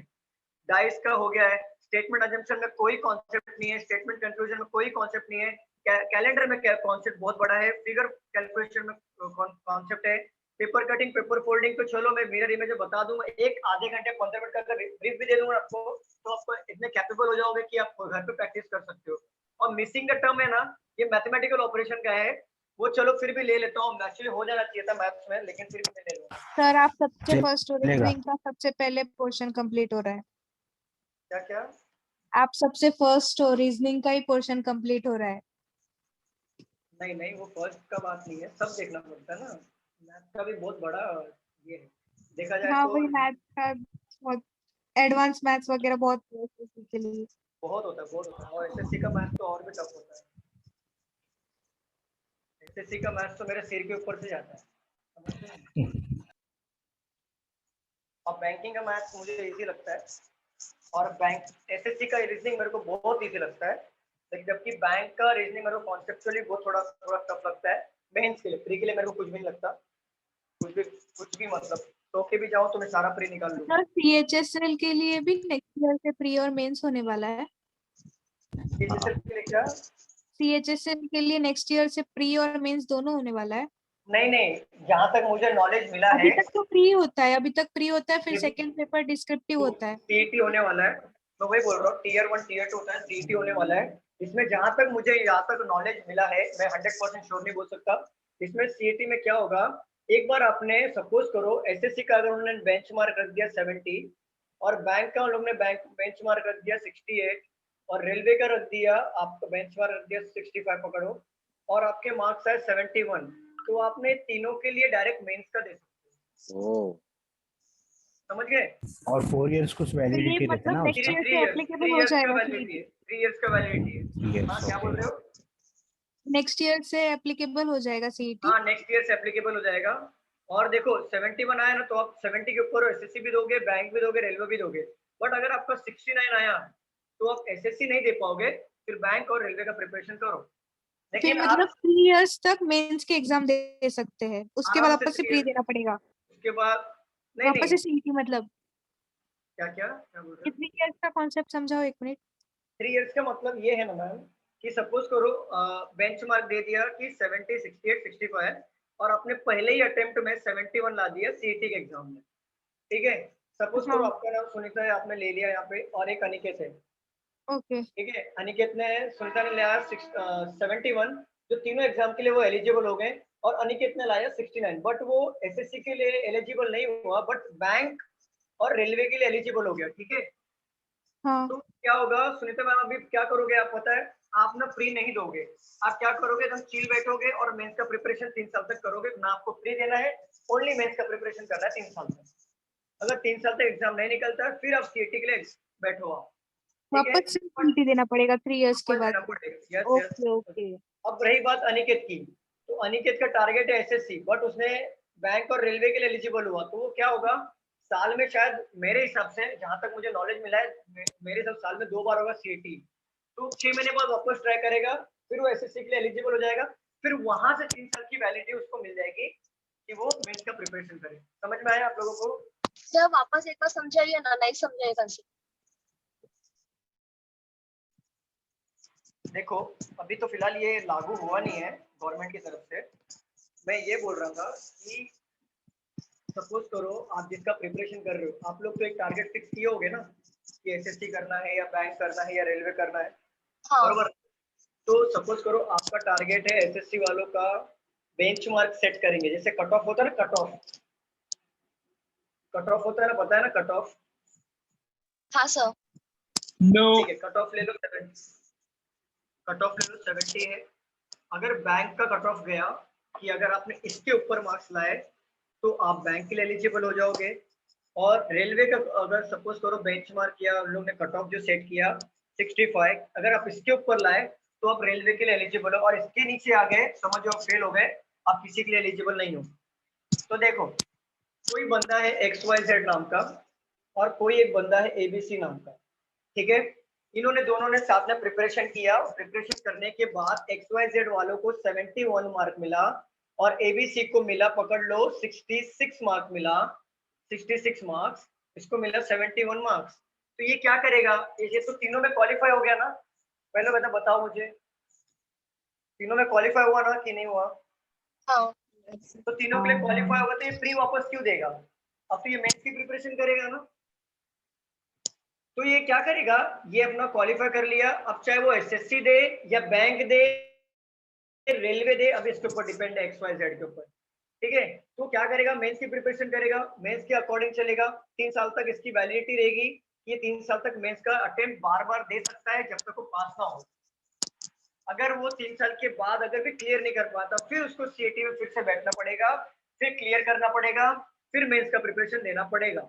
लेकिन जहां तक 3 साल की बात है, 3 साल में सिलेक्शन हो ही जाता है अगर आप बार बार मेंस का प्रिपरेशन करते हैं। रनिंग सिस्टम से ज्यादा अच्छा है ना ये वाला एग्जाम फिर? नहीं, रनिंग सिस्टम से ज्यादा तो अच्छा ही है, लेकिन इसमें कंपटीशन आपका बहुत बढ़ेगा।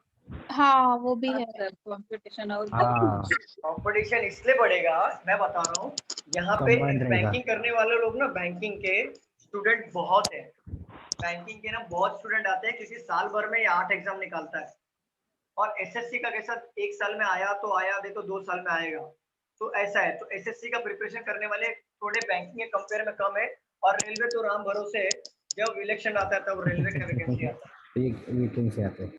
हाँ, तो ये ऐसा होता है। तो सर एक डाउट है, मुझे एक मिनट मैम, एक minute ma'am. Sir, will the complete chapter be covered for the new admission student? Yeah, sure, sure. Gauravi complete हो जाएगा, डोंट वरी। चलो हाँ बोलो मैम, मीना मैम बोलो।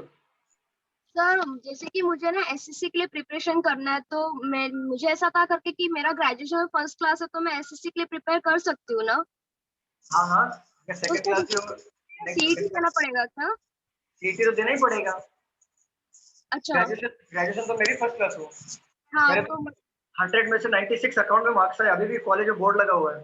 हाँ लेकिन हाँ, ऐसा थोड़ी ना कि ग्रेजुएट फर्स्ट क्लास है तो आपको सीईटी नहीं देना पड़ेगा। नहीं नहीं सर, मतलब ये मुझे नहीं पता था कि सीईटी देना पड़ेगा कि नहीं।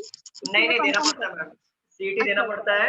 और अभी नहीं देना है, अभी आप रिलैक्स करो। ये साल कोई भी ऐसा नहीं है, पैंडेमिक की वजह से कुछ चीजें चेंजेस पोस्टपोन हो चुकी है, सीईटी अभी लागू नहीं हुआ है। सीईटी जिस दिन आएगा उस दिन आपको ये देना पड़ेगा, ठीक है। तो इसमें मैं बता रहा हूँ, इसमें प्रॉब्लम क्या होगा, बात को समझो। आप बोल रहे सर ये पैटर्न बहुत अच्छा है, 3 साल की वैलिडिटी मिल जाएगी, सर हम लोग कर लेंगे, लेकिन इसमें एक ड्रॉबैक और भी क्लियर होने में वाट लगेगी ना फिर, सीईटी क्लियर। देखो वाट तो वैसे भी लगती है, लेकिन मैं वो बोल रहा हूँ कि कैसा है कि यहाँ पे कैसा होता है कंपटीशन। देखो कैसे बढ़ेगा, मैं आपको समझाता हूँ। देखो सपोज करो यहाँ पे अगर बैंक वाले जो बच्चे हैं, अगर उन्होंने एसएससी का भी कट ऑफ क्लियर कर लिया ना, एसएससी वाला कट ऑफ भी क्लियर कर लिया, तो बैंक वाले बच्चे क्या करेंगे पता है? एसएससी भी देंगे, बैंक भी देंगे, रेलवे भी देंगे, क्योंकि बैंक का पोर्शन सब में आता है, सिर्फ मैथ्स उनको एडवांस करना पड़ता है बस। बट एसएससी वाला जो होता है ना, एसएससी का जो बंदा होता है ना, वो बैंक नहीं दे पाएगा कभी। क्यों नहीं दे पाएगा पता है? पहली बात तो रीजनिंग हार्ड होता है। दूसरी बात, इंग्लिश फिक्स नहीं होता, इंग्लिश कॉन्सेप्ट के बेस पे होता है बैंक का। कुछ भी उठ के आएगा, अगर आपकी इंग्लिश स्ट्रांग है, स्कूलिंग से स्ट्रांग है, तो आप बैंक दे सकते हो। एसएससी में क्या होता है, ईडीएम फ्रेज पूछो, सिनोनिम सिंटोनिम बाहर करने वाली चीजें होती है, बट बैंक में ऐसा नहीं होता। बैंक में आपको इकोनॉमिक्स का पैराग्राफ दे देगा, चिपका देगा, आपको पढ़ो, समझो, आंसर दो, समझ गए? तो बैंक वाला बंदा एसएससी दे सकता है, बट एसएससी वालों को टफ होता है बैंक देना। क्लियर हो रहा है? तो समझ जाओ बैंक वाले घुस जाएंगे एसएससी में, तो कंपटीशन बढ़ेगा, तो तैयारी उस हिसाब से करो। बट वो एक अच्छा हो गया ना, सीजीएल का वो मतलब 3 साल एटलीस्ट रुकना पड़ता था। हाँ वो अच्छा हो गया कि आपकी वैकेंसी टाइम निकलेगी, एसएससी, बैंक और रेलवे का, तीनों का निकलेगा टाइम से। नहीं तो ये इलेक्शन के टाइम पे निकलता था रेलवे का, और एसएससी का 2 साल तो स्कैम हुआ था 2018 में, उसका रिजल्ट शायद अभी 2020 में आया, अभी आया जस्ट। सर तीनों का पोर्शन भी डिफरेंट है? हाँ बता देता हूँ, देख लो। बैंक का ले लो, एसएससी का ले लो और रेलवे का ले लो। देखो बैंक का रीजनिंग अगर आपने सॉल्व किया तो एसएससी का हो जाएगा, अगर एसएससी का मैथ्स आपने सॉल्व किया तो बैंक का हो जाएगा, और जीएस यहाँ पे आता है, बट यहाँ पे जीएस वगैरह नहीं आता, यहाँ पे करंट अफेयर आता है। समझ गए? बस इतना डिफरेंस है, बाकी कुछ नहीं। पोर्शन सेम है, दोनों के पोर्शन आपको मिलेंगे 70% सेम, 30% थोड़ा अलग है इधर, 30% अलग है इधर, कुछ भी ऐसा डिफिकल्ट नहीं है, बस लेवल ऑफ डिफिकल्टी बढ़ जाता है। बैंक का थोड़ा डिफिकल्ट लेवल होता है, एसएससी का थोड़ा, सीएचएसएल का, एमपीएस का बहुत छोटा होता है, मतलब एमपीएस तो पकड़ो ही मत, वो तो नाम के लिए होता है, मतलब एग्जाम्स आप जाओगे तो भी अगर प्रिपरेशन थोड़ा बहुत भी 3 महीना प्रैक्टिस किया रहेगा तो एमपीएस का एग्जाम निकाल सकते हो। सीएचएसएल का कैसा होता है, 6 मंथ का प्रैक्टिस लगता है, और सीजीएल थोड़ा टफ होता है, क्योंकि सीजीएल में आगे टीयर 2 में भी जाना बहुत टफ है, तो सीजीएल का टफ होता है, बस सीएचएसएल निकाल सकते हो। बट बैंक में ऐसा कुछ भी नहीं है, बैंक में डायरेक्ट ग्रेजुएशन बेस पे ही होता है, यहाँ पे 10th और 12th के बेस पे होता है, बैंक में वैसा नहीं है। ग्रेजुएट हो तो ग्रेजुएट बेस पे ही एग्जाम्स होते हैं, तो समझ जाओ ग्रेजुएट बेस पे एग्जाम कैसा होता है, डिफिकल्ट होता है। चलो अब हम लोग आगे बढ़े। Yes sir.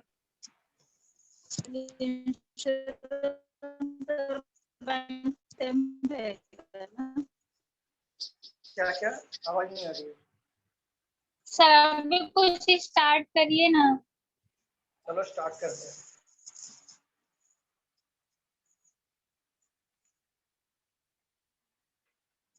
Statement and conclusion, आज का जो टॉपिक हम लोग लेंगे ना, स्टेटमेंट एंड कंक्लूजन है। मतलब देखो स्टेटमेंट देख के आपको कंक्लूजन निकालना है, वो मैं बता देता हूँ कैसे करना है आपको। मैं एक क्वेश्चन लेता हूँ, आपको समझ में आ जाएगा रीड करके, और जिसका इंग्लिश स्ट्रॉन्ग है वो कर सकता है, जिसको नहीं समझ में आएगा वो स्टेटमेंट तो वो के लिए क्या करें, क्योंकि ये इसमें कोई कॉन्सेप्ट नहीं है। ये आपका द डिस्टेंस ऑफ लिखना है 900 किलोमीटर, हाँ लिख लीजिए, bye road between Bombay and Zafra will be reduced to 280 kilometer by sea. This will lead to a saving of rupees 7.92 crore per annum on fuel. ये है आपका स्टेटमेंट और कंक्लूजन दिया है कि transportation by sea is cheaper than that of road. दूसरा, fuel must be saved to a greatest extent.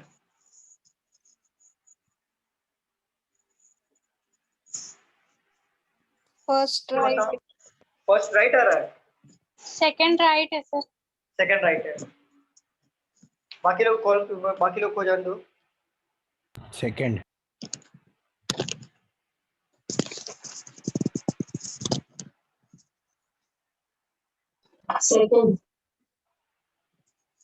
Second आ रहा है।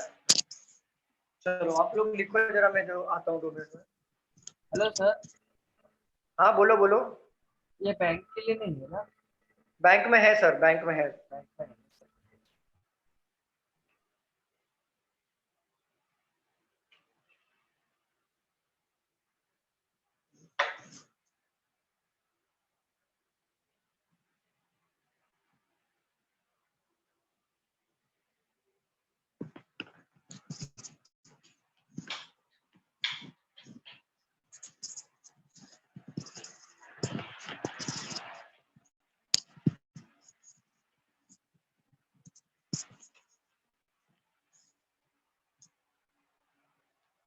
देखो यहाँ पे स्टेटमेंट दिया है, बात को समझो। यहाँ पे आपको स्टेटमेंट दिया है, स्टेटमेंट पढ़ना है। आवाज आ रही है क्या? Yes sir. देखो स्टेटमेंट दिया है और आपको कंक्लूजन दिया है। यहाँ पे 2 कंक्लूजन दिया है, कंक्लूजन नंबर 1 और कंक्लूजन नंबर 2। स्टेटमेंट रीड करना है, कंक्लूजन देना और आपका कंक्लूजन निकालना है कि वो राइट है या रॉन्ग है। देखो अजम्पशन कभी कंक्लूजन नहीं बनेगा, कंक्लूजन कभी अजम्पशन नहीं बनता है, ये बात ध्यान में रखना। पहला पॉइंट। सेकंड पॉइंट, आपका जो स्टेटमेंट होगा उसके ऊपर ही आपका कंक्लूजन डिपेंड होना चाहिए, ठीक है? तो ही वो राइट होगा, अदरवाइज उसको रॉन्ग टिक करना है। चलो पढ़ते हैं यहाँ पे। The distance of 900 kilometre by road between Bombay and जफरा will be reduce. मतलब जो डिस्टेंस 900 किलोमीटर का डिस्टेंस रोड का डिस्टेंस जो था कहाँ से, बॉम्बे से जफरा के बीच में, will be reduce to 80 kilometre by sea. मतलब 280 किलोमीटर कम हो जाता है अगर हम सी के थ्रू जाते हैं तो। This will lead to a saving of rupees 7.92 crore per annum on fuel. जो हमें ये बचाने का मदद करता है 7.9 kilometre per annum means annually on fuel पे। बट एक बात करता हूँ, ये आपको स्टेटमेंट समझ में आया क्या बोल रहा है ये? Yes sir. ठीक है, अब कंक्लूजन पे आ जाओ, डायरेक्टली कंक्लूजन पे आ जाओ। यहाँ पे लिखा है transportation by sea is cheaper than that of road. कहीं पे भी ट्रांसपोर्टेशन और रोड का कंपैरिजन यहाँ पे किया है क्या स्टेटमेंट में? मुझे बताओ।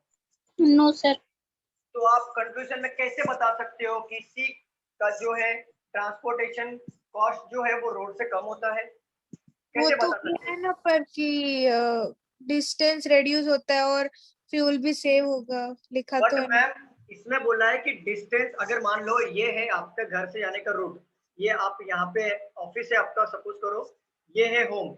अगर आप बाइक से जा रहे हो, ठीक है, बाइक से जाते हो, यहाँ से इस रूट पे आपको मान लो 4 किलोमीटर लगता है और यहाँ पे कोई एक शॉर्टकट तरीका निकल गया ऐसा 2 किलोमीटर लग रहा है, तो फ्यूल किसमें बचेगा? सुनता मैं बताओ, शॉर्टकट में बचेगा।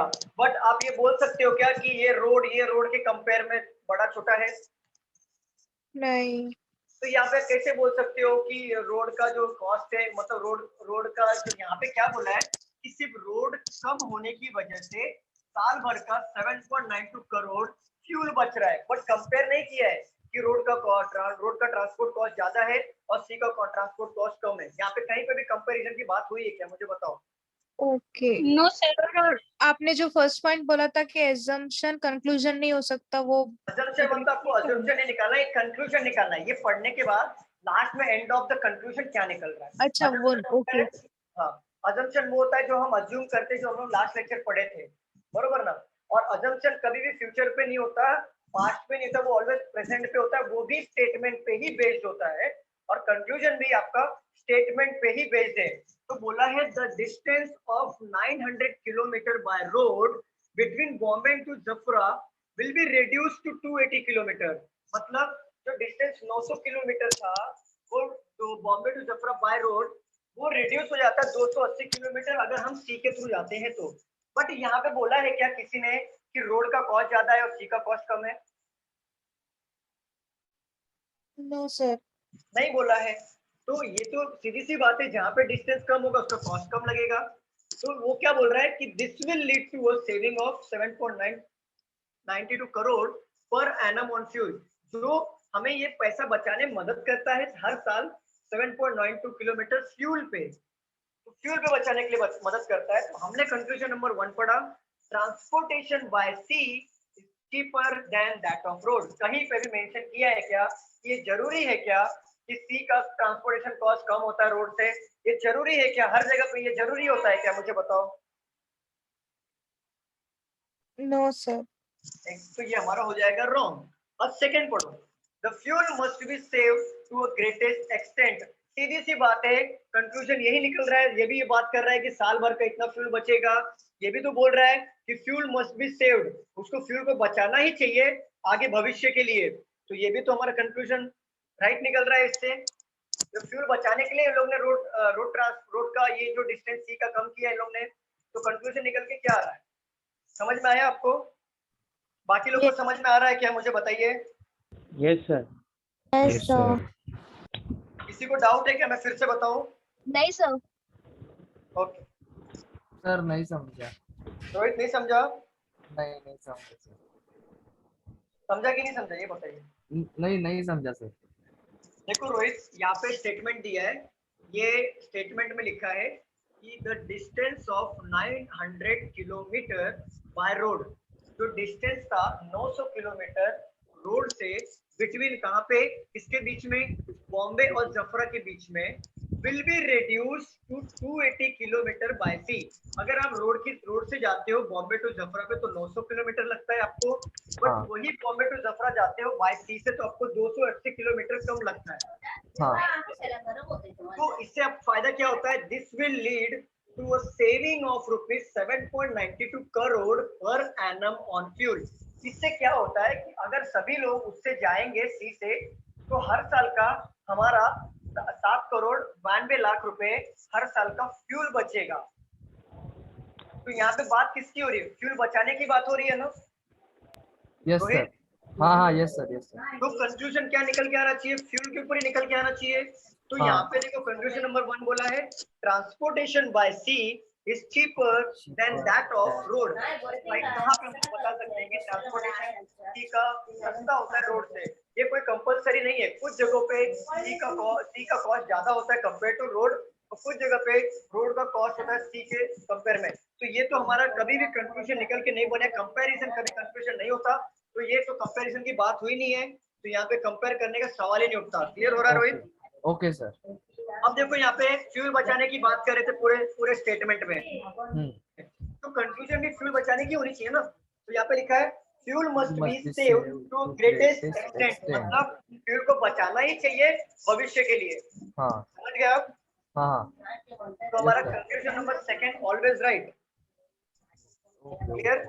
ओके। चलो रफ कर तो सेकंड क्वेश्चन ले हम लोग। क्वेश्चन हाँ लिख लीजिए।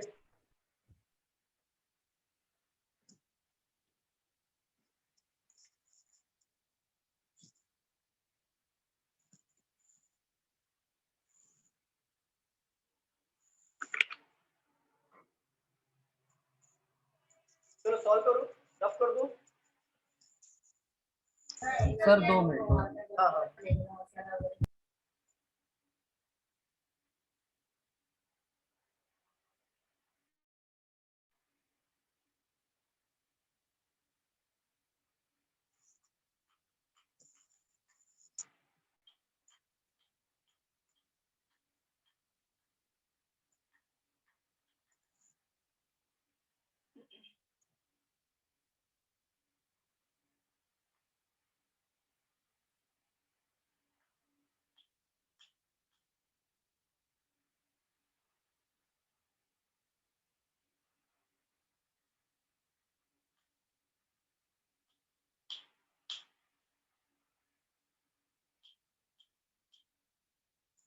रोहित हो जाएगा तो मुझे बताइए।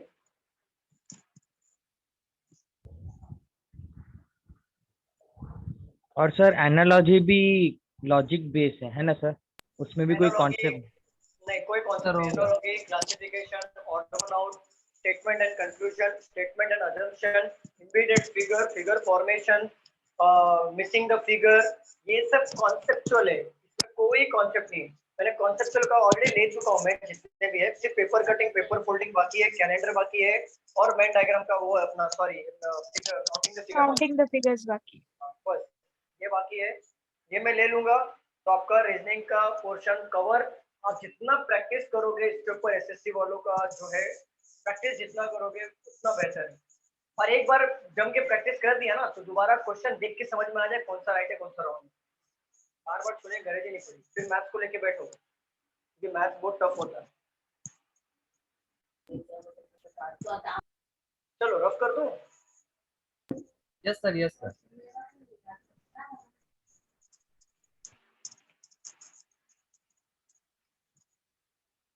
और एक बार जिसका पोर्शन कंप्लीट हो गया ना, रीजनिंग हो चाहे मैथ्स हो चाहे इंग्लिश हो, दोबारा कोई पढ़ाई मत करो कॉन्सेप्ट का, सीधा मॉक टेस्ट लगाना शुरू करो, वहां पे आपका पढ़ाई हो जाएगा। नहीं तो बार बार एक ही चीज पढ़े कोई मतलब नहीं है, प्रैक्टिस कब करोगे फिर। चलो स्टेटमेंट लिख लो। In urban area the population of people below poverty line has been increased in previous year। ये आपका स्टेटमेंट दिया है, तो इसका कंक्लूजन क्या निकल के आना चाहिए, लिख लो। People who are living in rural area are not below poverty line। Conclusion number 2, such survey was done in previous year। Second exactly second. क्या किसने बताया मैम, नाम बताइए। सेकंड वाला ही आएगा। Aniket second, very good. नाम बताइए किसने बोला है। Sunita ma'am. Sunita ma'am. Second is right sir. Second right है। समझ में आ रहा है ना कंक्लूजन कैसा स्टेटमेंट के थ्रू होना चाहिए। हाँ सर, फर्स्ट वाले में तो रूरल एरिया का कुछ दिया ही नहीं। ये रूरल एरिया की बात कर रहा है। वेरी गुड अंकुश, आपने सही पॉइंट पकड़ा है। रूरल एरिया का बात ही नहीं कर रहा है, ये बात चल रहा है अर्बन एरिया का, कि अर्बन एरिया वाले जितने भी लोग हैं वो पॉवर्टी लाइन से ऊपर आ चुके हैं। और ये पता कैसे चला, पता कैसे चलेगा। सब सर्वे was done the previous year, तभी तो पता चलेगा ना पॉवर्टी लाइन के ऊपर है या नीचे है। क्या आंसर आ रहा है बाकी लोग का बताओ। सर मेरा तो 2 आया। Second sir. Second, okay. बाकी लोग जो Samriddhi, Supriya, Tejaswi, Urmila, Ramya, Rashri, Purva, Pallavi, second second only. Second sir. चलो पढ़ते हैं यहाँ पे। In urban area, urban area किसको बोलते हैं? अर्बन एरिया किसको बोलते हैं और रूरल एरिया किसको बोलते हैं? ये तो पता होगा ना। सर विलेज को रूरल एरिया और अर्बन एरिया आवाज नहीं आ रही है। सर अर्बन मतलब शहर और रूरल मतलब गांव। जरा कुछ तो बोलो, कोई तो बोलो। सर हाँ बोलो, अर्बन एरिया किससे बोलते हैं? सर जहाँ पे डेवलपमेंट अर्बन एरिया कहते हैं। फिर से गायब हो।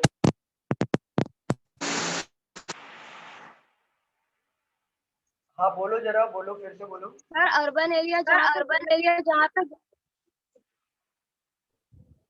सर मैं बोलूं? आप लोगों को आवाज आ रही है?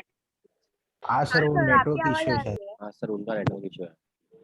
सर रूरल मतलब गांव जगह। हेलो। हाँ सर आवाज आ रही है। आवाज आ रही है। देखो अर्बन इको हो रहा एरिया, है, इको। इको हो रहा है क्या? डबल आवाज आ देखो इन urban area the population of a people below poverty line has been increased in previous year। यहाँ पे बोल रहा है कि जो अर्बन एरिया में लोग रहते हैं उनका पोवर्टी लाइन से मतलब ऊपर हो गए वो पिछले साल पोवर्टी लाइन से। तो कंक्लूजन क्या निकल के आना चाहिए? देखो कंक्लूजन पहला बोला है people who are living in rural area are not below poverty line. किसने पता और किसने बात किया रूरल एरिया की? बात रूरल एरिया की हो रही है क्या? मुझे बताओ। ये सिर्फ बात हो रही है अर्बन एरिया की, रूरल एरिया कहाँ से आ गया? बिन बुलाए मेहमान को हम रॉन्ग कर देते हैं, ठीक है? तो हमने रॉन्ग कर दिया। आवाज आ रही है क्या? हाँ सर। देखो सेकंड पढ़ते हैं। Such survey was done in a previous year. But obvious ये हमारा राइट होगा। क्यों राइट होगा? कि सर्वे से ही पता चलेगा ना कि in rural area population of people below poverty line has been increase in previous year. तो सर्वे से पता चलता है ना ये सब चीजें। हाँ सर। तो हमारा सेकंड राइट, ठीक है? इसके ऊपर जितना हम प्रैक्टिस कर लेंगे ना और भी अच्छे से क्लियर हो जाएगा स्टेटमेंट, अजम्पशन और कंक्लूजन का। मैं रफ कर दूं?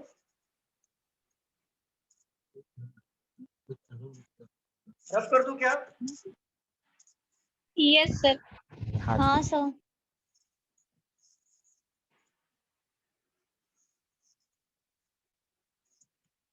चलो दूसरा लेते हैं। ऑल स्टूडेंट, ये एसएससी टाइप का है, एसएससी टाइप का ये वाला है। और पहला जो था वो बैंकिंग वाला था, सेकंड भी एसएससी टाइप में था, ये अर्बन एरिया वाला, और ये भी एसएससी टाइप में। ऑल स्टूडेंट्स मतलब समझा नहीं, क्या डिफरेंस था? डिफरेंस है लेवल ऑफ डिफिकल्टी। ओके। आपका सीएचएसएल में अगर स्टेटमेंट अजम्पशन या कंक्लूजन आया तो 2 लाइन का है मात्र, बट वही बैंक में 5-6 लाइन हो जाता है। सर नहीं समझा, वापस रिपीट कीजिए ना। मैं बोल रहा था कि अगर आपका सीएचएसएल का एग्जाम है ना, स्टेटमेंट कंक्लूजन या स्टेटमेंट अजम्पशन पे अगर क्वेश्चन आते हैं तो 2 लाइन पे ही आता क्वेश्चन, फिर कंक्लूजन 1 लाइन का होता है ऐसा। हाँ। तो वही चीज बैंक में 2 लाइन का तो पूछता ही नहीं है वो, कम से कम 3 या 4 लाइन होते हैं। उसको समझो, वो भी लैंग्वेज बहुत डिफिकल्ट होता है, उसको समझो फिर बाद में कंक्लूजन सॉल्व करो, ऐसा होता है बैंक में, ठीक है? चलो, all students in my class are bright. सही बोला कि नहीं मैंने? क्या sir? All student in my class are bright, बरोबर बोला ना मैंने? यस सर, बिल्कुल। Yes sir. बट मनीष नाम का कोई लड़का है क्या यहाँ पे? Manish is not bright. क्या कंक्लूजन हो सकता है? आवाज आ रही है क्या? हाँ sir.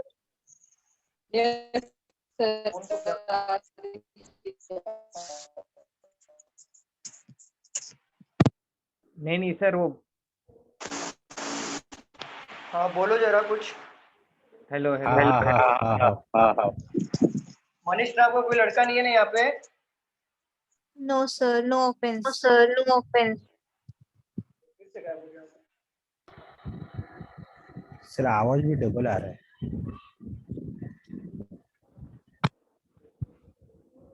Hello.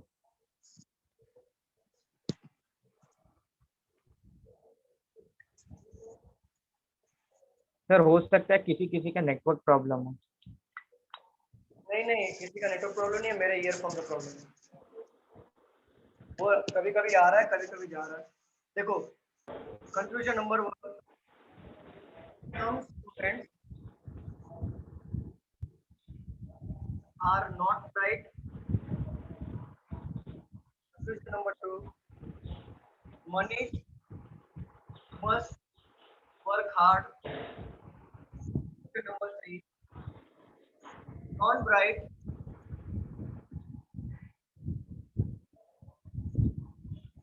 ones are not student. ये तो समझ में आता है कि पिक्चर होंगे। तो ब्राइट नहीं होता क्या वो स्टूडेंट नहीं होता? Manish is not a student of my class. बताओ क्या बी कंफ्यूजन? आएगा Bombay, B Bombay. Sir B second Bombay. Option. Sir B. B आएगा, बी बॉम्बे। अमृता आएगा सर। बी। बी आएगा sir, B. My class are bright. Manish is not bright. Some students are not bright. Manish sir मेरा ए है। Sir first वाला सही है conclusion. Sir second वाला Manish must work be hard. Bombay आएगा। बोथ आएगा sir. Manish work hard. Yes sir but इसमें कोई स्टेटमेंट में थोड़ी लिखा है कि उसको पढ़ाई में करना चाहिए, वो करना चाहिए इसमें। बरोबर एग्जैक्टली। अक्षर क्या आया? All students in my class are bright. सारे के सारे स्टूडेंट मेरे क्लास में ब्राइट है। सही बात बोला कि नहीं मैंने? खुश हो जाओ। Yes sir, yes sir. हाँ sir. But Manish is not bright. चलो कंक्लूजन देखते हैं। Some students are not bright. हो सकता है ना कि कुछ स्टूडेंट ब्राइट नहीं होंगे, बट ये कंक्लूजन है क्या? पहले मुझे बताओ, ये स्टेटमेंट है या कंक्लूजन है? स्टेटमेंट। बट नहीं हो सकता। कंक्लूजन। कंक्लूजन। माने कुछ स्टूडेंट्स ब्राइट नहीं होते हैं, ये कंक्लूजन निकल के आता है क्या?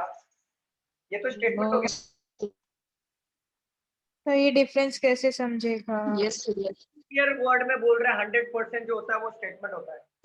तो 100% बोल रहा है ना, some student are not bright. मैं ऐसा बोल सकता हूँ क्या कि कुछ स्टूडेंट्स ब्राइट नहीं होते हैं? तो ये 100% हो रहा है या मेरा अजम्पशन है या कंक्लूजन है? कंक्लूजन तो होगा नहीं कि कुछ स्टूडेंट की बात हो रही है क्या, सिर्फ मनीष की बात हो रही है? कुछ स्टूडेंट ब्राइट ये तो 100% है ना कि हाँ बाबा कुछ स्टूडेंट ब्राइट नहीं होंगे, बट वो अजम्पशन हो सकता है क्या? सेकंड पढ़ो, मनीष मस्ट वर्क हार्ड। कहाँ बात चल रही है? मनीष का मस्ट वर्क हार्ड, ये कंक्लूजन नहीं हो सकता। मनीष इज नॉट, ये सजेशन हो गया, ये सजेशन हो गया, कंक्लूजन नहीं है कि मनीष को हार्ड काम करना चाहिए, बट सजेशन हो गया। Manish is not a bright. Manish bright आवाज आ रहा है क्या? हाँ सर आ रहा है, बराबर आ रहा है आपका। Non bright one are not a student, ये तो गलती हो गया वैसे ही कि जो ब्राइट नहीं होता क्या वो स्टूडेंट नहीं होता? तो डी में जाएगा भी, डी में जाएगा। Manish is not a student of my class, ये हो सकता है कंफ्यूजन। अच्छा सर, ये जो डी वाला मिला वो एलिमिनेशन करके लग रहा है है ना? एलिमिनेशन आंसर आएगा। Some student are not bright, it's never be a confusion. Manish must work hard, it's a suggestion. A non bright one are not a student, this is not a answer because it's a wrong. Non bright one are not a student, ये कैसे कोई बोल सकता है कि जो bright नहीं है वो स्टूडेंट कभी नहीं बनेगा? Manish is not a student of my class, ये हो सकता है, ये कंक्लूजन। लेट मी चेक, मुझे चेक कर ले दो ये क्या सजेशन दिया है। All students in my class are bright.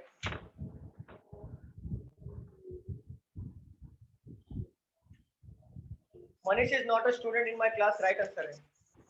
Sir अगर नन ऑफ दी अबाउट दिया होता है एक और ऑप्शन तो भी 4 रहता। देखो यहाँ पे लिखा है only one follow, only second follow, only third follow और ओनली फोर्थ फॉलो, ये 4 ही ऑप्शन है और आंसर में फोर्थ वाला ऑप्शन आ रहा है। ओके ठीक है चलो, और ये रफ कर दूं। Yes sir.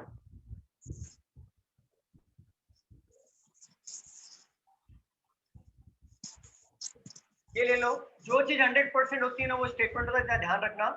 Morning walks are good for health, अच्छा ये बताओ मुझे, ये क्या है, ये आपका कंक्लूजन है क्या? Morning walk are good for health statement है। स्टेटमेंट है। मॉर्निंग वॉक हेल्थ के लिए अच्छा होता है, जो सीधी सी वाली स्टेटमेंट दिख रहा है।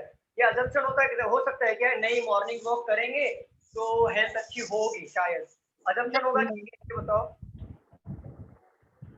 तो नहीं, ये 100% राइट है। स्टेटमेंट में कंक्लूजन ले लो। Number 1, all healthy people go for morning walk. Second, evening walks are harmful. बताओ क्या आएगा, फर्स्ट सेकंड क्या आएगा? सर फर्स्ट ही फर्स्ट सर। सेकंड वाला तो ऐसी इवनिंग कैसे बहुत रॉन्ग है सर। एग्जैक्टली बहुत रॉन्ग है अंकुश, बहुत रॉन्ग है, क्योंकि वो क्वेश्चन में फर्स्ट वन जो है वो स्टेटमेंट से मैच करता है। फिर से बोलो जरा। फर्स्ट वाला जो है वो स्टेटमेंट से मैच करता है। आवाज गया सर आपका? हेलो सर आपका आवाज नहीं आ रहा है। आवाज गया सर, आवाज सर आपका नहीं आवाज नहीं आ रहा है। नहीं आवाज आवाज हाँ अब आ रही आ रहा है।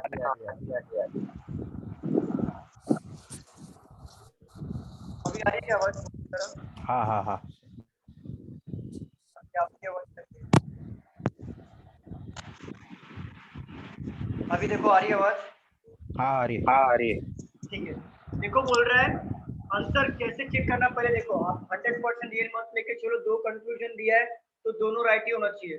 समझो, morning walks are good for health, सुबह सुबह का वॉक हेल्थ के लिए अच्छा होता है। तो बट कंक्लूजन नंबर 1 पे देखो, बोला है all healthy people go for morning walk. जरूरी है क्या कि हेल्दी पीपल ही वॉक पे जाते हैं? नहीं हेल्दी भी जाते हैं ना, कोई भी जा सकते हैं। कोई भी जा सकता है, तो ये तो रॉन्ग हो गया, मैच ही नहीं कर रहा ऊपर। आवाज कट होता है आपका बीच बीच में।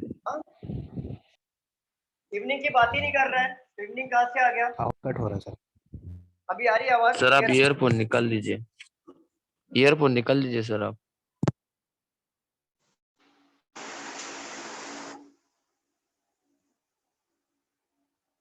अभी आ रही है आवाज? हाँ हाँ हाँ हाँ मैं बोल रहा था कि morning walks are good for health बोला है यहाँ पे, तो मॉर्निंग वॉक बोला है यहाँ पे, हेल्दी पीपल या फिर नॉन हेल्दी पीपल के बात चल रहा है क्या, मुझे बताओ? नहीं सर। नहीं चल रहा। ये कैसे बोल सकता है all healthy people go for a morning walk? कैसे बोल सकते हो? आपके हेल्दी पीपल ही सिर्फ मॉर्निंग में जाते हैं, बाकी मॉर्निंग में किसी को वॉक करने का अलाउड नहीं है। सर कंपलसरी है क्या? नहीं कम हो जाएगा। और सेकंड चीज बोला है evening walks are harmful, evening की तो बात ही नहीं चल रही है, ये कहां से आ गया? बात तो चल रही मॉर्निंग की, रॉन्ग हो जाएगा। तो आपका आएगा neither 1 nor second follow. Clear? किसी को डाउट है क्या इसमें, मुझे बताओ? नो सर, अभी समझ गया। हाँ समझ गए सर। समझ गए। ओके। ईयरफोन को कुछ प्रॉब्लम है क्या सर? क्या बोल रहे हो? ईयरफोन प्रॉब्लम है सर आपका? हाँ, ईयरफोन का प्रॉब्लम है।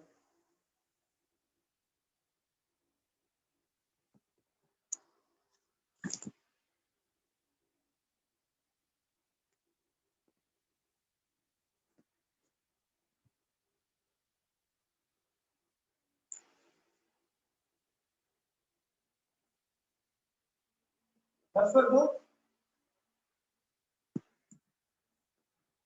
रफ कर दो क्या? हाँ सर, हाँ सर। हाँ सर।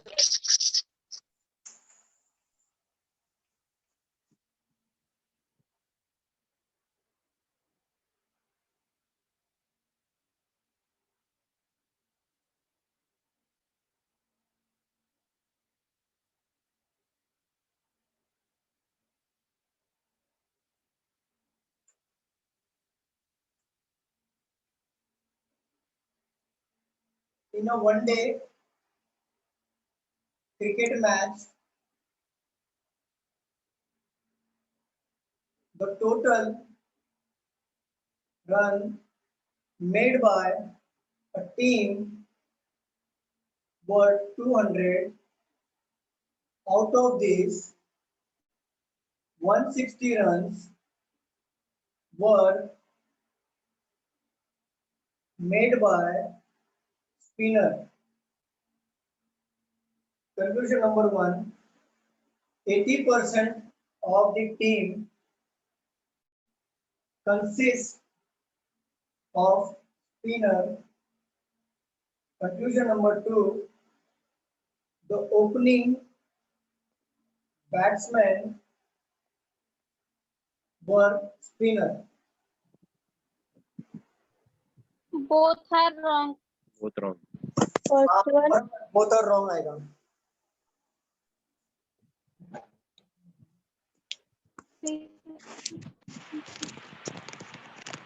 क्या बोल रहे हो रेनू? बोलिए। दोनों wrong है सर। अब समझ में आ रहा है? धीरे धीरे समझ में आ रहा है ना? हाँ सर। चलो, बाकी लोग का आंसर क्या आ रहा है? Both are wrong. Both are wrong. Okay. Both are wrong. Okay. Sir दोनों गलत है। दोनों गलत है ना?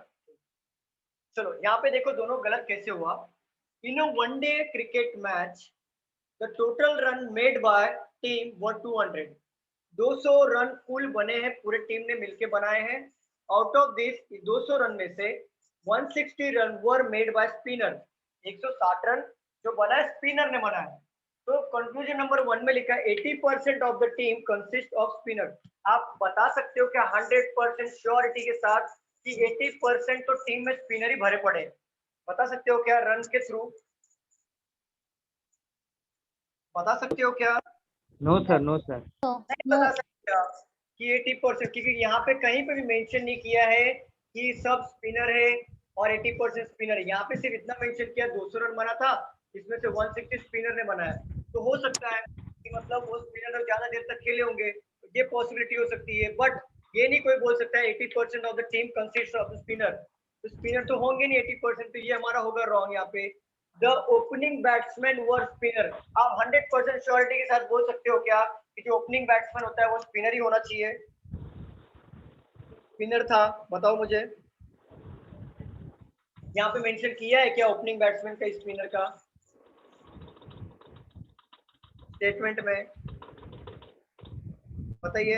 नहीं सर। नहीं सर, नहीं सर, कुछ नहीं। रॉन्ग हो जाएगा दोनों। क्लियर? रफ कर दो यस सर। हाँ सर, रफ कर दीजिए।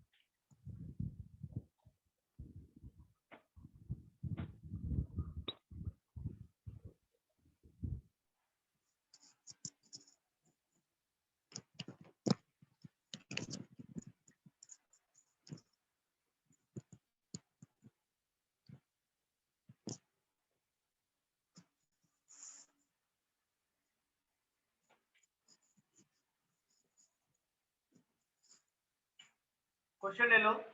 The government has spoiled many top ranking financial institutes by appointing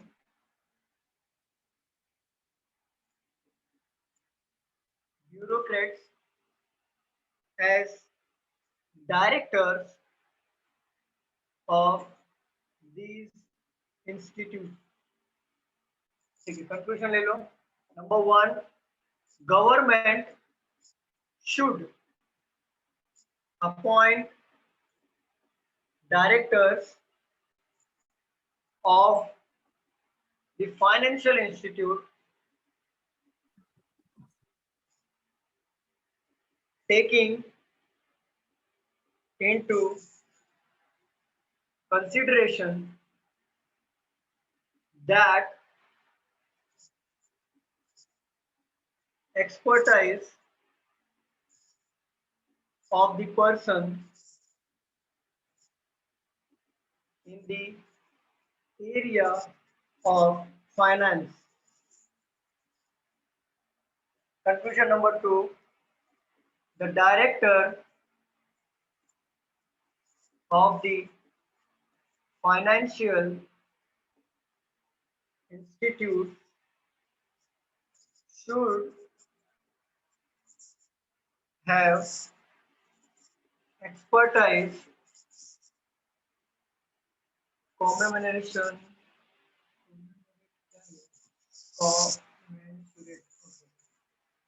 combined means what? Combined. With that, the financial work carried out by the institute. Solve करिए, बताइए क्या answer आएगा. Both wrong. Both wrong. Check करो.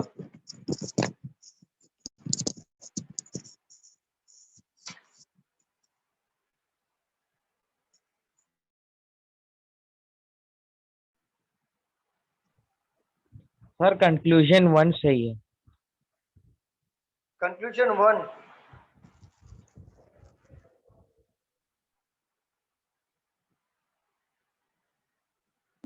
First right, second right है, first wrong है sir. Second right, first wrong आ रहा है. किसी का दोनों रॉन्ग आ रहा है. First right. फर्स्ट राइट आ रहा है. ओके,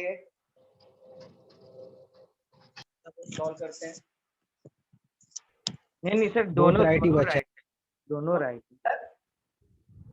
सर, बोथ राइट है. बोथ राइट बचा है.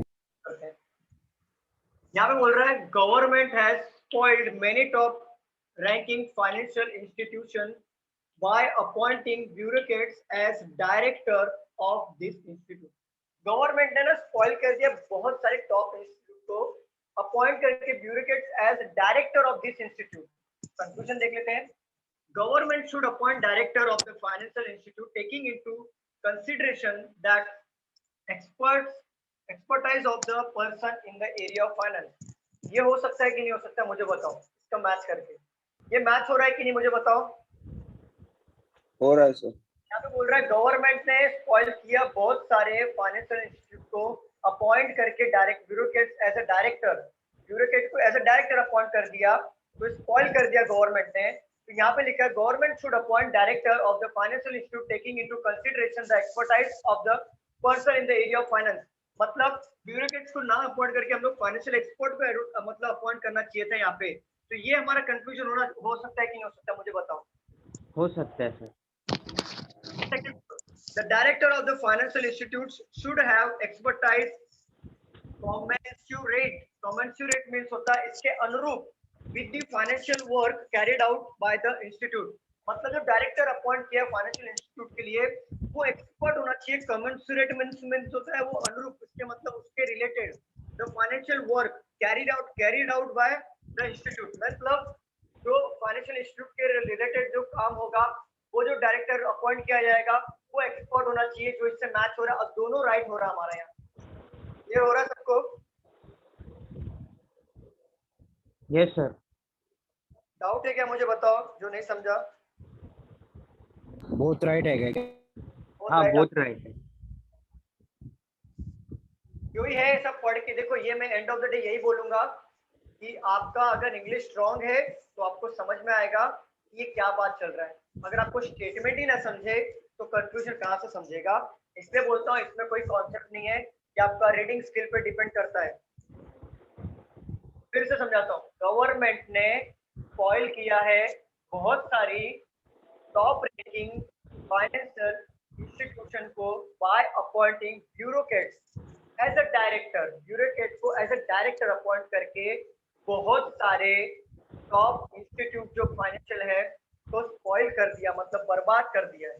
तो कंफ्यूजन क्या आना चाहिए था, देखो गवर्नमेंट शुड अपॉइंट, गवर्नमेंट को अपॉइंट करना चाहिए था director of the financial institute, वो financial institute taking into consideration, जो कंसीडरेशन ले द एक्सपर्टाइज मींस एक्सपर्ट हो of the person in the area of finance.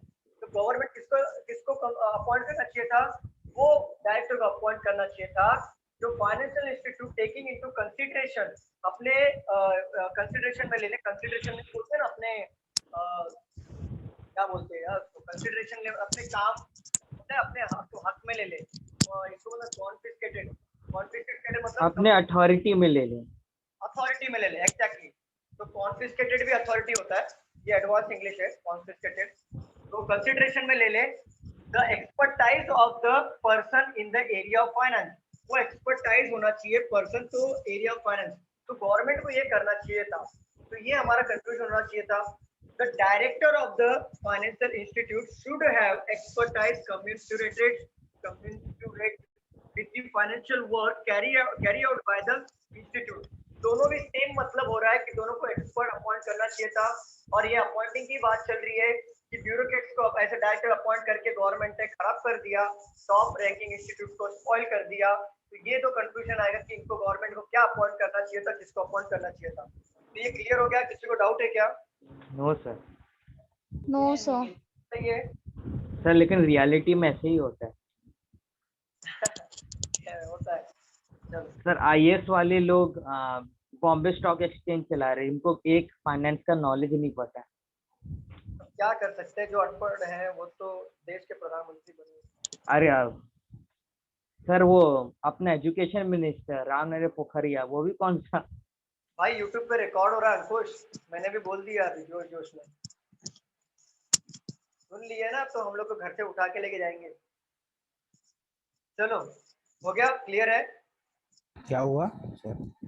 अगर कोई गलत किसी ने सुन लिया तो हमें घर से उठा के लेके जाएंगे।